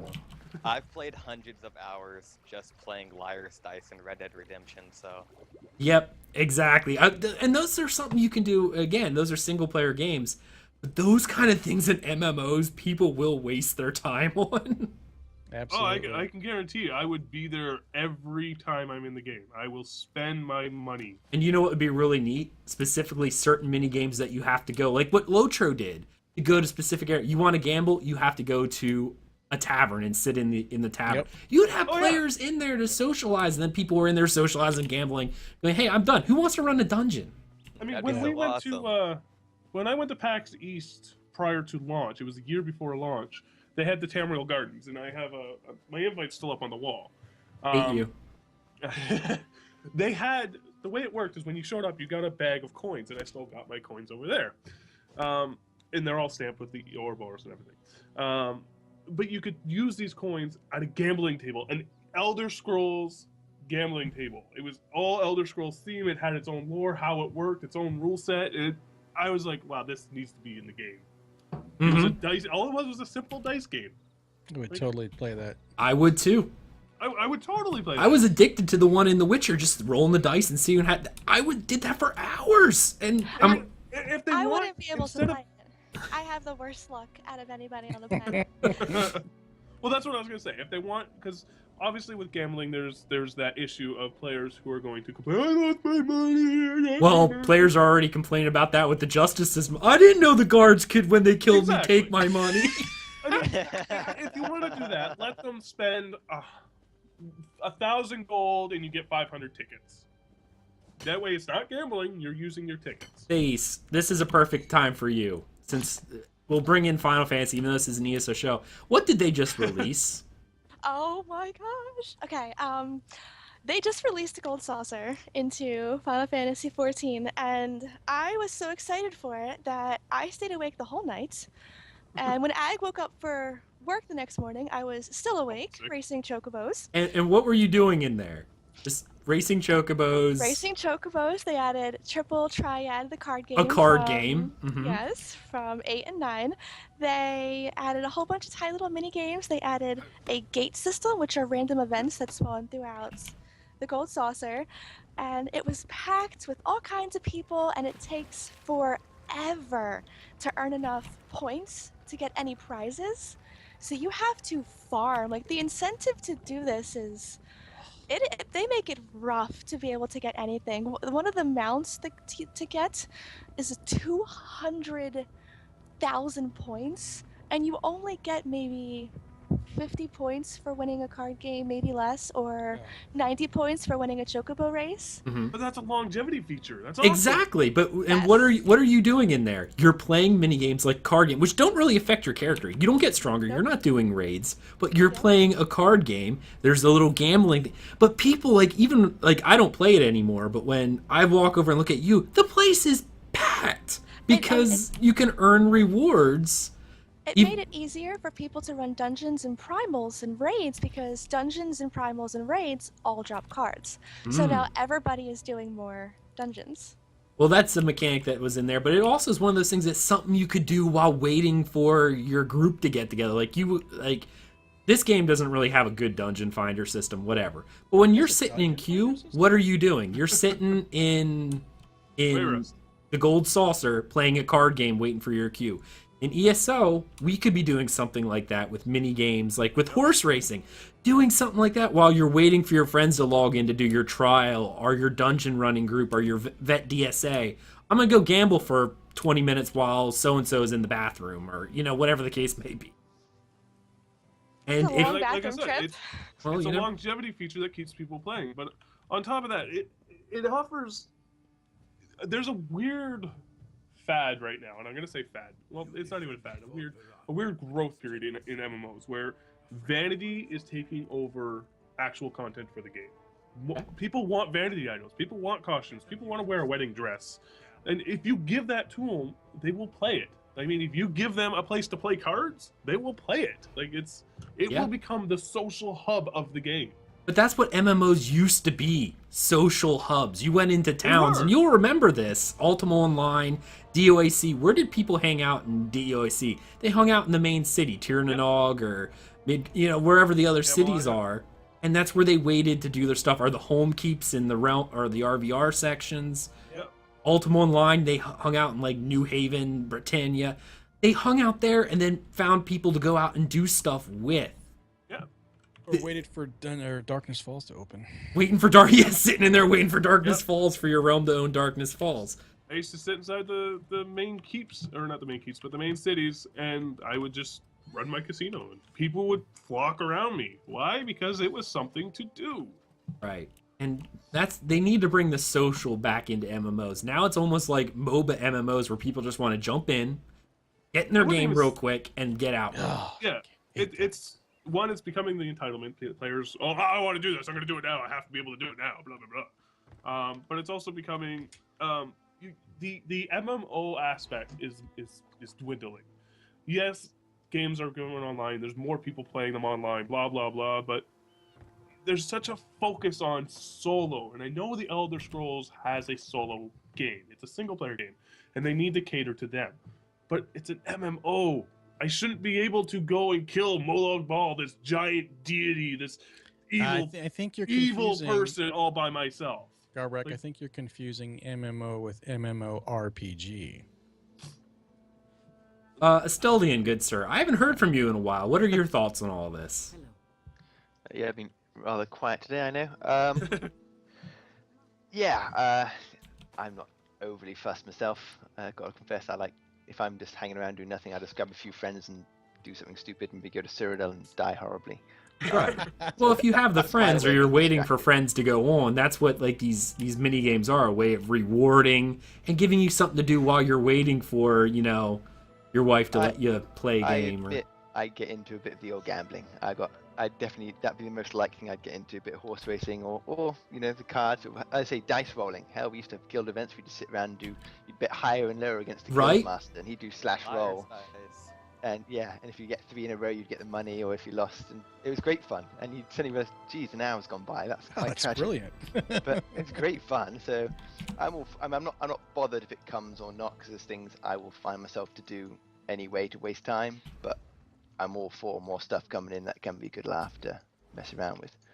You can never have too much fluff stuff. Absolutely. I love the fluff stuff. For days, all I've been doing is racing chocobos. Just for days. and that's something that I would do. If there was a reward that, like the Black Horse Courier, if they had mounts or mini pets or something you could earn for your character, a costume perhaps to dress like a Black Horse Courier, but it took a long time to get, I wouldn't farm it. Some people may. But it would be something that would always be in the back of my mind of, well, I'm not doing anything right now. Why don't I just go over and run a few horse races so I can get a little closer to that rare mount, Something to do. It's something to do. That's not game specific. It's not, I gotta go do this quest line so I can go further in this area. And it's something you can do by yourself almost. Like that you can start out doing by yourself and then maybe meet friends. You don't necessarily need to know the people you're gambling against. Yeah. And that's where the solo aspects of MMOs can come in. I'm fine with that. Right. Okay. All right. Does anyone else have anything they want to say about horse racing? I know we it got on a little tangent about it, but I mean, that's what speculation is. We're talking about how we'd like to see it. And it kind of went into a whole little thing. I mean, we talked about it, and we saw how we would like things to be done and how we'd like to see. And the minigame discussion was perfect because we got to talk a little bit about how we'd like to see minigames in the future. That includes horse racing. So, anyone else have anything else to say before we move on? Just going to say, it sounded to me like no one cares about the minigames as long as they all involve gambling. As long as they involve gambling. Pretty much what I heard too. I love minigames. I would love it more if there's gambling. But I would love any kind of minigame. Like I said, Dark Moon Fair was awesome, and it didn't have gambling. It had a bunch I'd of rather different no stuff. gambling. Like I'd rather like skill based maybe because I'm a horrible gambler and I would lose every penny I have and then I'd be going to ag. Can I have my like money, the please? dice poker from Witcher, and I think it would fit well because there's already been I took screenshots of dice in the game, like literally from the game. So dice gambling, anything like that, I like that game a chance. As she said, what would be really kind of neat, and this is something that when they do finally introduce dueling, would be almost like the Dark Moon Fair where they have those the arena champion, because they already had an arena in the Cyrodiil, the capital city, White Gold Tower and all of that. That was something that they had in there. Would it be kind of neat that every 2 hours there was a Royal Rumble? Whoever's in the cage, it's a quote unquote fight to the death, and the last man standing wins tokens or something fun. I hate to bring up another game, but I don't know if you played it, but World of Warcraft has the Brawlers Guild. Yeah, that would be really cool. I spent so many hours in the Brawlers Guild just because it was something fun to do. It was almost like a solo raid experience. Yep. You're Just naming to say, so if many you get- things I'd be horrible at. If the game brings in dueling, then screw horse racing. I want jousting. That's what I want. Oh, How awesome would that be? Right. Jousting would be pretty cool. All right, well, for everyone who's interested in this series, we're going to be doing this for the next couple weeks because David Moyd had a bunch of this data mining stuff. So we're going to pick one of these each time. Next week is going to be, and this is, of course, unless some big news comes out that we need to talk about. But I have a feeling because of the console release, and there's not going to be a lot of news, so these will be fun for the next few weeks. This came at a perfect time. We will be talking about new motifs, zones, and collection items that have been data mined. So that will be next week. So stay tuned if you are interested in this kind of stuff. And yeah. All right, we'll move on to our next section, which is the Tales of Tamriel, where we get to talk about what we did in game this week. Normally, I let other people go first, but Thais and I are going to go first because we did. Aw, well, we tried, and his kind of got corrupted, and Yeah. mine is just doesn't want to download. Well, for those, I told a lot of people this story already, who especially in the crew, but for the people listening, we of course are on DSL, so that it's very slow download speeds, and as you see, I'm streaming, but I'm streaming from work currently, so I actually brought my PC to work and downloaded the game. This is the most I've played since the patch came out, which right now I'm just stealing. But, so I downloaded the game at home, and it took about 4 days. So I was ready to play on Thursday night when I got home from work. I hit launch, the game, screen goes black like we're going to play, and I get the crash, the submit a bug report to ZOS. Well, I'm thinking to myself, great, whatever, but I've let this game on for like 4 days patching. Maybe I'll just reboot and try again. So I reboot, I try again, and fail again. Great. So I ran a repair thinking maybe a CAG file or, a DLL got corrupted. I may have to download a few megs and then I'll be able to play. It goes through, it verifies, and then it goes, well, you have to download 30 gigs worth of game data. And I wanted to cry. Ouch. I didn't even start patching again. I said, screw it. On Sunday when I do the show, I will just bring the thing in and patch it here. That's what I did.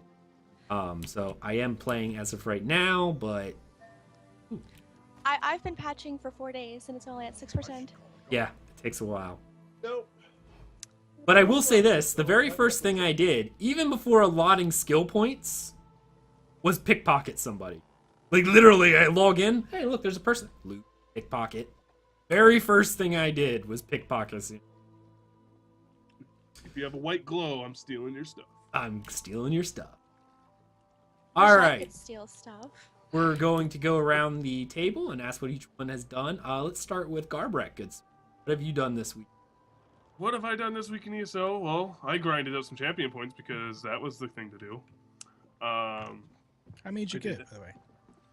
I only got 5. I'm up to 75 or 76. I didn't get very many. I leveled up my provisioning finally. It was unbelievably hard. If you don't have low-level recipes, which I had absolutely none of, I literally made baked potatoes for about 3 hours. It took forever. So that was fun. If anybody wants baked potatoes, I got over 1,000 of them. Jesus. Yeah. Damn. That was pretty much what I've done. I've mastered the art of the baked potato. Awesome skill. Yeah.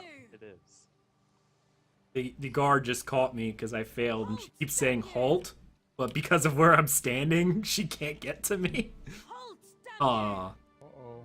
Yeah, Get me? there's a spot like that in Craiglord and Belkarth on the water. She keeps saying halt, and I'm stuck in the water at the moment. Okay, I think I'm far enough away. Awesome. Saved myself.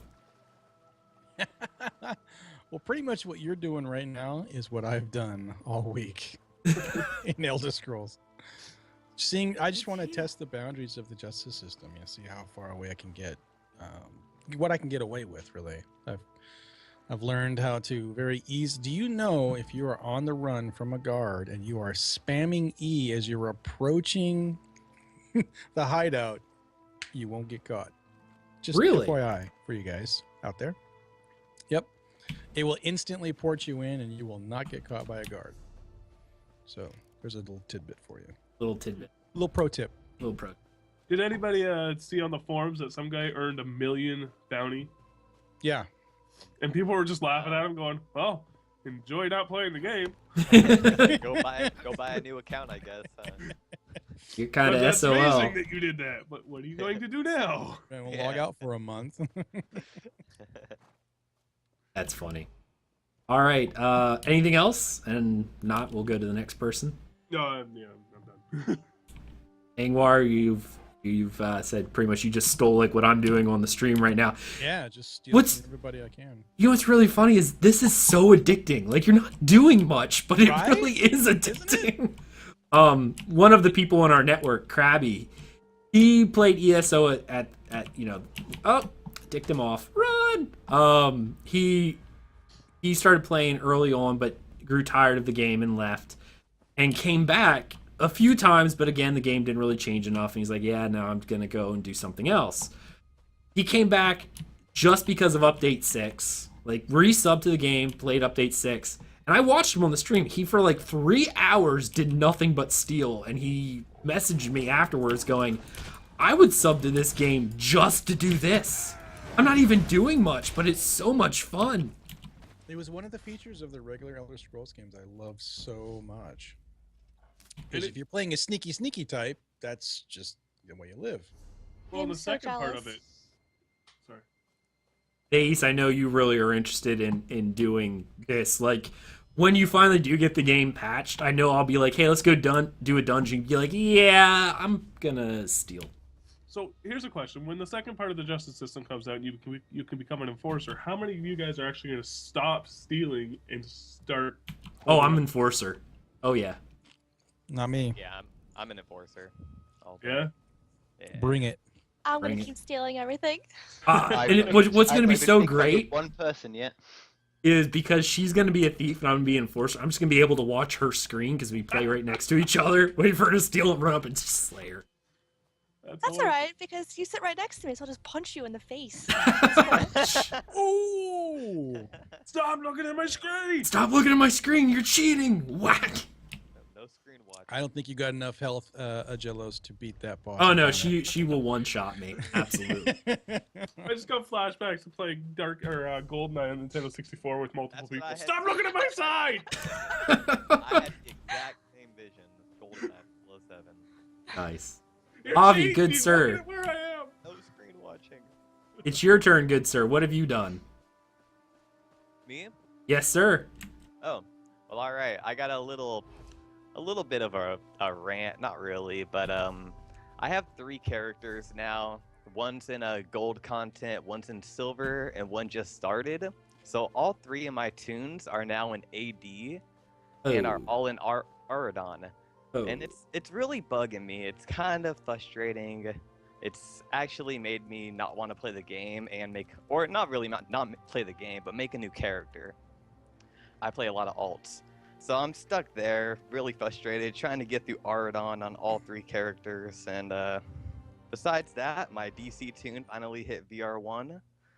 which I'm Nice. happy about. I've been working on him religiously this last couple weeks. And yeah, besides that, the only thing that happened to me, I was out looking for a werewolf bite for a really long time, and nobody would give me one in DC because everyone I play with is on EP. So I just went to the shrine just to go walk over there, and as soon as I got to the shrine, some guy was already there, and he ran up and he bit me. Nice. Yeah, didn't have to ask for it, didn't have to pay How any gold. rude. I love I guys. know, like right? He just comes up and bites me. Jerk. But yeah, so that happened and that was awesome. So I got my Imperial Templar to VR1 and he's now a werewolf and that's where I am, just getting ready to get to VR2, hopefully VR3 by the next episode. Okay, excellent. All right, Asteldian, good sir. Well, I've been playing around with a load more builds, so that's been a lot of fun. Testing out a load of veteran dungeons. I've updated my old DPS tank hybrid build, and that seems to be going pretty well. The only downside to it is I feel that the rest of the team are holding me back, but you know, that's just the way it is. I have to stop every so often to use a taunt. It's like, oh god damn it, I'm trying to do DPS here. Shut up with the tank. Sorry. But yeah, so that's quite fun. As I say, did all the pledges or the vet dungeons just to make sure that I can still do them all, you know, because there was a lot of tantrums being done on the forums, whining about how everyone was weaker than they were and you can't do this, that, or that. All seemed pretty good to me. Also did a random bit of PvP last night. Ended up with 7 guildies outside, just running around Cyrodiil. That was unexpected, but quite funny for a few hours. Just be trying to, I think people against one damn keep for about 4 hours before we even got there, but that was definitely funny. And again, I admit there are a lot of Jesus beams going around in PvP at the moment. But to be fair, I think that's also a bit, people are complaining because it's really, really obvious when someone's using their execute on you when you're a Templar. No one moans about the Mage Fury or anything, but the Jesus beam is seen by everyone all across the map. So it's just very obvious. I don't think it's as bad as people think it is. It's just, I actually saw Pretty obvious, somebody but it's doing pretty that. Deadly too. as an execute it is, at 50% it's crap. As it should be. I just want to do it because it looked. I actually saw one person doing it. As soon as I logged on, they hit this, and I'm sitting there going, "Oh my goodness!" Like my entire left side of my screen was lit up. Like, oh my! I got to turn away. It's a fun skill. Okay, all right, excellent. Have you tried any trials this week or Vet DSA? I'm curious to see. One of the things that changed with Update 6 was the scoring mechanism for trial leaderboards. It's not so much time based anymore, it's point based, which I like. I didn't know if you had an opportunity to play with it yet. No, we were going to go into the normal version just to run through that first. But yeah, no Vettel trial yet. All right.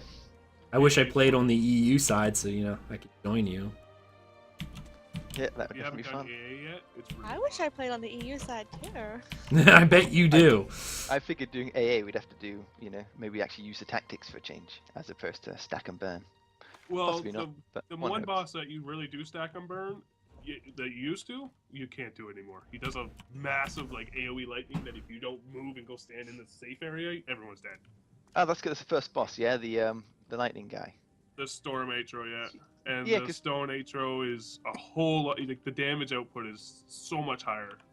And the Well, funnily mage is enough, fun. It's really fun. Before the patch, and everyone stacks if you got DPS, Yeah. but actually you can 4-man him if you actually do the mechanics. He could be 4-manned, so it's quite I fair. saw everyone DK stacks. solo the first 2 bosses. Oh, there we prior have to- it. Crazy. So, it is doing the stacking. People have to learn to adapt. You can't just cheese the mechanics. Hopefully, is the idea. But anyway, yeah, that's me done. Nice. Scan back. I'm really upset because my one add-on's not working, and now I've been playing with it on the thing. It makes me upset. One add-on. Duskman. Dustman is the best add-on ever, and I'll talk about that. Actually, you know what? I'll do it now.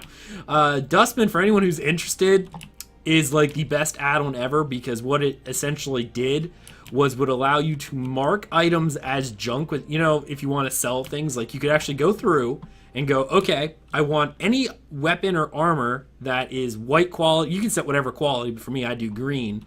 and you can set certain things like, okay, do not mark it if I need it for like a research or something along those lines, but it will automatically mark any item you pick up that meets your criteria as junk. That includes like crafting materials that, one of the things is like automatically mark as junk if I already have a full stack of like obsidian in my bank. Oh, wow. That way you don't have to go through a marker. You don't have to. That way when you go to a vendor, you just hit sell all junk and it gets rid of everything. What's this called? Dustman.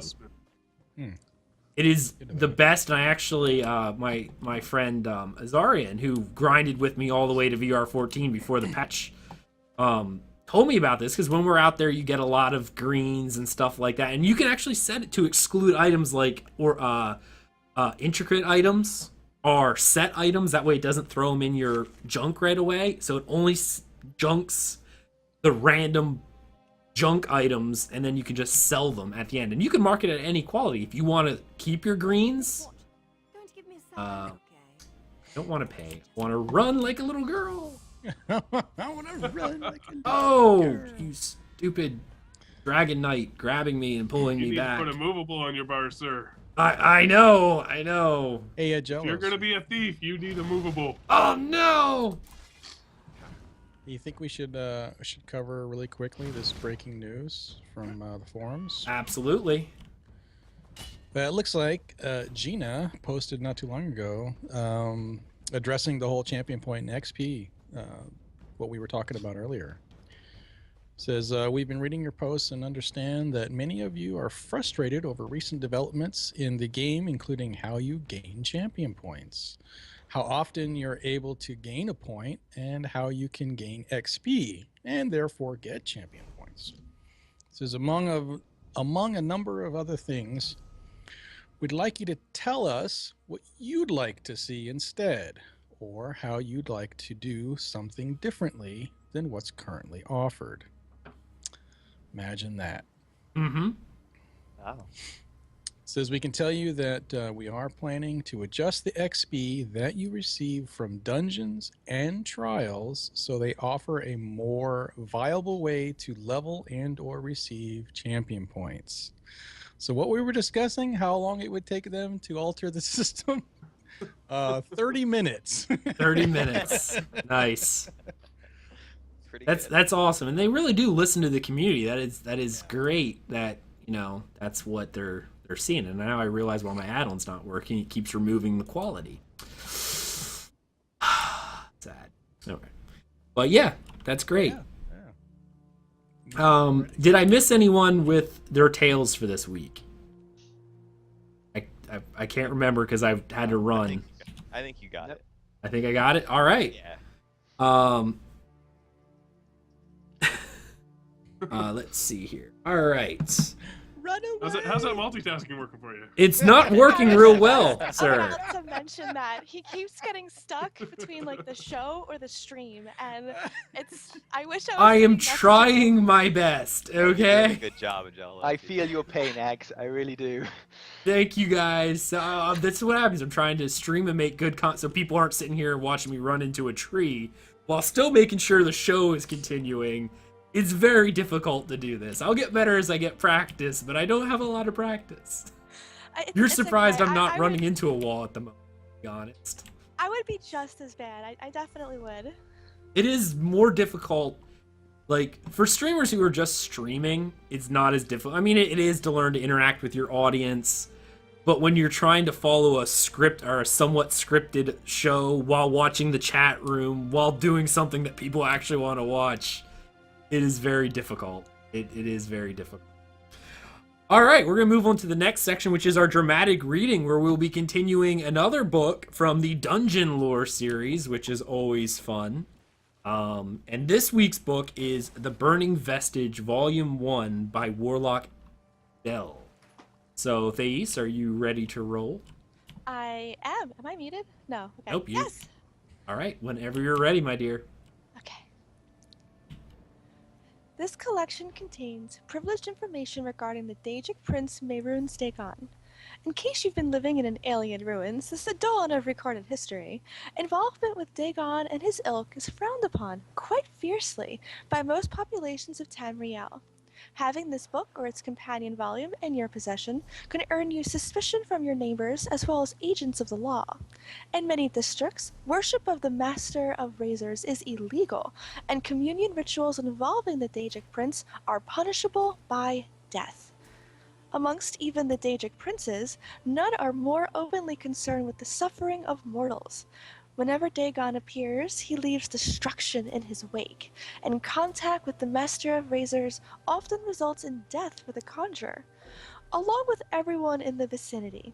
Sudden floods, thunderstorms, and other natural disasters all over Tamriel have been tied to communions with Mehrunes Dagon, and the most detailed account I've read occurred in Eastmarch. Hranford Frostfinger, a witch of Eastmarch, is said to have sacrificed 13 innocents to Dagon in a single night, prompting the Dajic prince to briefly open a portal from the Deadlands to Skyrim. The only witnesses were members of the Dire Frost family, a clan of witch hunters, who managed to find and slay Hranvard. Immediately following, they came under a mysterious and brutal attack themselves. Their leader, Lothon, was the only survivor, who later wrote in his memoirs, "We followed the stench of burning flesh for a half-mile, and we caught up to Hranvard at nightfall by the Sea of Ghosts. She lay cackling among her 13 victims, whose bodies had been stacked in a mass grave, encircled by spiry writing. Slaying her was an easy task. All it took was a single silver bolt. But when the deed was done, the air suddenly began to boil and crack. Fearing some residual spell, I had my men retreat up the nearest pass, where we watched the snow below catch fire, and the sky split apart with flame. We turned to flee, but it was too late. Fire poured from the wound in the air and engulfed my 30 men. I tried to help them, but the flames wouldn't die, and wouldn't burn my flesh. A voice bellowed from the burning mall above, 'You will suffer better among the living.' Many, including the Mages Guild, are skeptical of Lothon's story, respected as he was amongst the Direfrost hunters. They found no sign of Mehrunes Dagon at the Sea of Ghosts, save the blasted mirrored sand. Obviously, the Direfrosts agree. There was still the matter of 30 missing hunters. The Direfrosts have since intensified their war against the Covens of Eastmarch.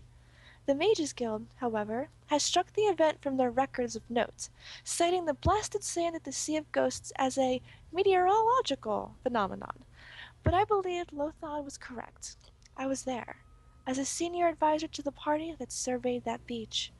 Volume 2 of this collection contains a detailed account of everything I found at the Sea of Ghosts, including half of the spidery circle that Lothon describes.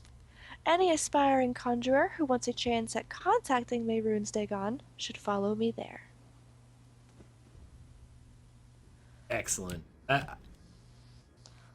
The book that this one covered is City of Ash, which is one of my favorite dungeons in this game. Absolute favorite dungeons. Has anyone else played this one? I'm sure several of us have, but it is my absolute favorite. I have the memory of a goldfish, so I can't remember which one that is. It's the one where you actually enter. It's the Bosmer town, and the whole place is on fire. Oh, nasty. Oh, it's so much fun. I played both the veteran and the non-veteran, and the veteran is probably my favorite because you actually get to go into the Deadlands, and the Deadlands, they did such a good job with it based on the only version I've ever seen, which was from Oblivion. They've matched it almost perfectly. It's just great.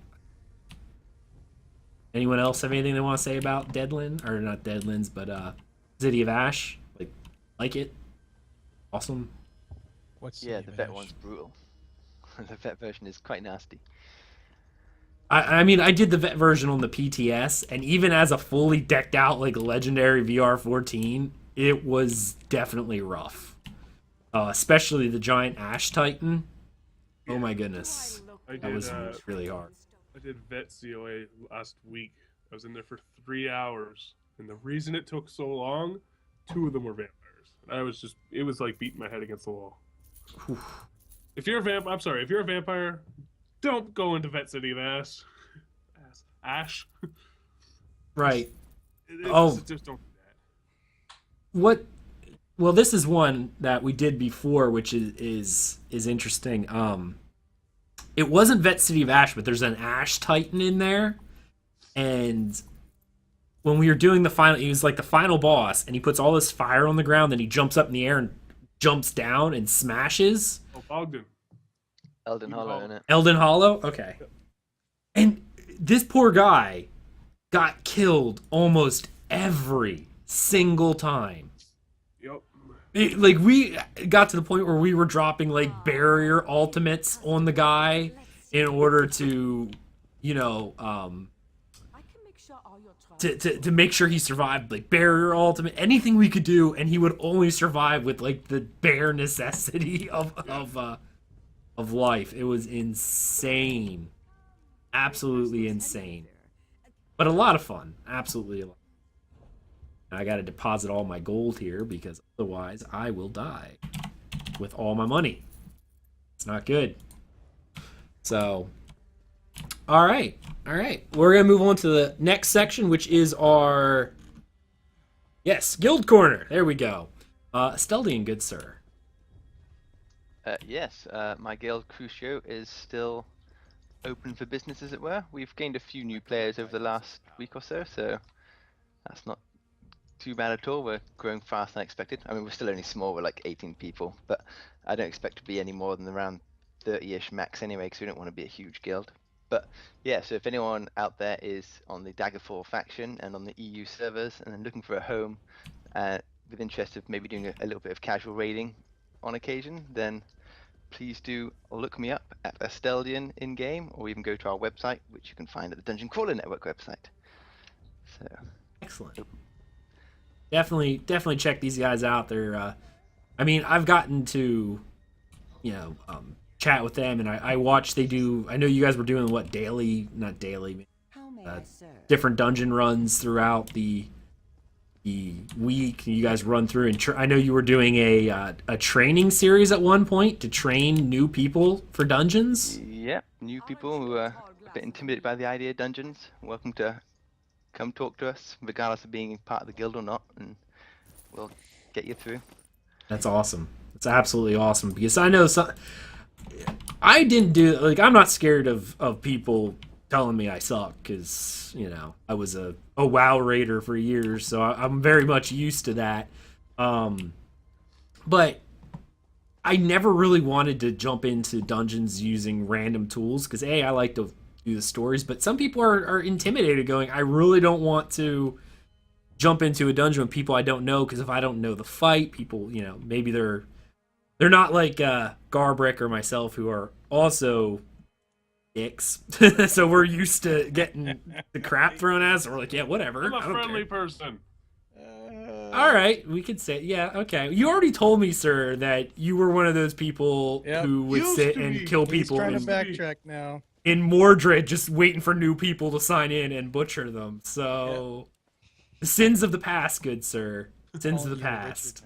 Yep, that's your new name. Oh, Richard. I always say the best way to learn a fight is dead on the floor, so you can sit there and watch. Don't be afraid if you don't know what you're doing and you're gonna die. I like it. But yeah, That's how Ag usually plays. Hey. Body blow. I know, right? No bruises, so people can see. Awesome. And as always, if anyone's interested in joining the Wings of Fate, which is the community guild for the Dungeon Crawler Network, and also a trading guild that we attempt to keep a trader. We've had Sentinel for the past few weeks, but we lost it last week, and that upset me. So we do guild raffles, so people can, you know, donate some money to the guild, attempt to get a reward back. It's like a little lottery. There's your gambling right there. And yeah, just great group of people. A lot of us are already in Dungeon Crawler Network. A lot of us work with the podcast. I know Engwar is in the group, so you get to chat with him as well. So, I mean, it's a good group. A lot of people in the community are there. So, check us out if you're interested. You can send me a message in-game. That's at Aggelos, Aggelos, or at Avi Optimal, because he's been doing a lot of recruiting for me as well. He's been doing excellent. So, thank you so much, sir, for that. Of course. And that's it. All right, we're going to move on to one of the last sections, which is our emails, iTunes reviews. We had one, Thais. Yes. And would you like to read that for me? Sure. It's from iTunes. Great background for farming. 4 stars by Viotis. I just started listening a week or two ago. I used to listen to MMO podcasts all the time, but I grew out of the habit when I started gaming less. So far, I am enjoying the casual banter and opinionated discussions. I laugh. Most of the time I find that I don't share the same viewpoints, opinions, but I still find it enjoyable. I've been playing ESO since beta and was playing quite a lot daily until I hit veteran content, then I lost interest. But with 1.6 on its way, I'm really getting back into it. I describe myself as a hardcore casual. LOL. I play with my 360 controller the entire time. I'm Visigoth on the North American server. Excellent. Thank you so much for the review, good sir. And as always, you know what? With a podcast, we are opinionated people. That's why we run these things. You don't have to agree with us. In fact, I like it when people don't. Don't feel bad about, I always say to some people, don't get butthurt about our opinions. Why don't you just write us and tell us what your opinions are? We'll read them, and everyone's opinions are valid. That's why they're your opinions. So, Never Yeah. reverse. That's what I always used to do. Yeah, Every just- week, another email from me. yeah, I like disagree with this. look what happens. You write me an email about disagreeing, you end up as a permanent member of the. See, look at Asteldian. What a lot of people need to understand is a lot of us community podcasters for ESO, we're not trying to sell you the game. If you're watching us, you bought the game or you're seriously considering buying the game. So we're definitely going to give you our opinion so that you can decide for yourself whether you either want to continue playing the game or just not make that purchase. Absolutely. And I mean, I know a lot of us, we talk about our gaming back. The reason why we talk about our gaming background is so you can see if you are like us. Maybe you are Yeah. a copy of Aggelos, or maybe you're more of, super casual like Engwar, who only likes to steal. Super casual. Super casual, that. Yep. But if you're coming like, I'm a raider, so I could say I speak for raiders who are hardcore raiders. I mean, I haven't really raided in this one because I've been having fun, but Able to get in. yeah, now I'm VR14, I'm getting to rating and stuff like that. But from that point of view, I can talk going, based on my past experience, this is how I feel. If you weren't a raider, you'd be like, yeah, I don't really care about endgame in term of like raid group content. I don't. Well, that's fine, But there's other people in the show who do that kind of stuff as well, and we try to get a diverse crew, so every area's there. But Yeah, it's obviously, you disagree, don't get butthurt. Send me an email. I'll probably read it if it's not dickish. If you come at me with thoughtful, explanation of your thoughts, I will more likely than not read it on the show. Yeah. And, you're valid to your opinion, absolutely. You were gonna have a lot of editing to do for the show. I know. It's not from me. It's not from me. It was actually from me. Yeah. It's fine. It's fine. All right, we're going to move into our last section, which is our final thoughts, guys. Final thoughts. So we'll go around and everyone give your final thoughts for the show and where people can find you. Let us start with Thais first. Yay! It was a good show. I had a lot of fun doing my readings as always, and that first one was really super long and kind of difficult. And now the fans know that there is actually a word I can't pronounce. I was going to attempt to pronounce it now, but I will not be able to. Nice. At least you know your own limitations. Exactly. See, I didn't even attempt to. I looked at it and knew that I couldn't do it. And out of all the people to save me, it was you. Wow. I know, right? That's even weirder. I know. Right. All right. Avi, good sir. Yeah, I just wanted to say, great show. Thank you again for having me. I think this is a really fun show. I can't wait for it to be uploaded and go listen to it. But yeah, thanks for having me, and hope to be back soon. Ooh. Asteldian, good sir. Yeah, a fun show as always. I definitely enjoyed having extra guests on the show. I would put a request in that they do a show more often themselves, because once every 2 or so weeks isn't enough, because I'm at work and I'm like, they haven't put another show up. What am I going to listen to this time? Uh-huh. And I agree with this. I can't listen to agree. my own podcast other than to edit it. So I I'm need a more narcissist. stuff. I listen to mine in the background of everything I do. You listen to it and just go to sleep at night. Nice. Oh, But Garbrac, yeah, no, you're so otherwise witty. that's it. All right. Let's see. Garbrac, good sir, tell us your final thoughts for the show and where people can find you. Well, I might as well jump on the bandwagon. It was a great show. I love doing shows. I like talking. I talk. Yes, believe me, he likes talking. Talking's fun. I'm a very opinionated fellow, and I'll back up my opinion even if I think it's wrong. I'll still back it up. But yeah, I mean, I had fun. I love your guys' show. You guys do a completely different show from what is normally out there. I mean, you guys do focus a lot on the role-playing aspect, which is funny because I just had a conversation with the Human Floyd last night about that, about role-playing and how a lot of sites and stuff really kind of defer from doing that because it's such a vast area that it scares people. But anyways, I digress.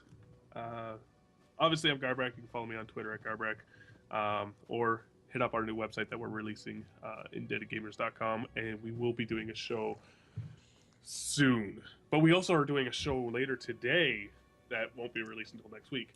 That isn't Tamriel Unchained, but is slightly better because it's awesome and opinionated. Very opinionated, yes. Excellent. And you guys live stream, right? Yeah. I do have a channel. It's Twitch.com/Garbrac. But I'll probably be streaming on /Indebted Gamers more often.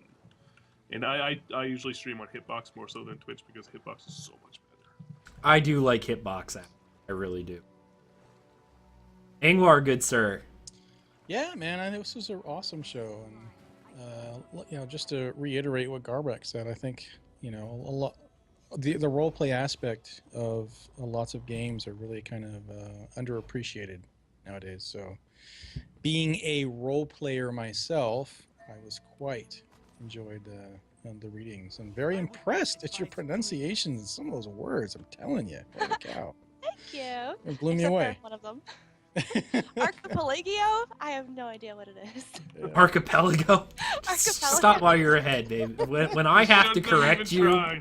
that's It's so bad. But, it's definitely bad if I have to correct you.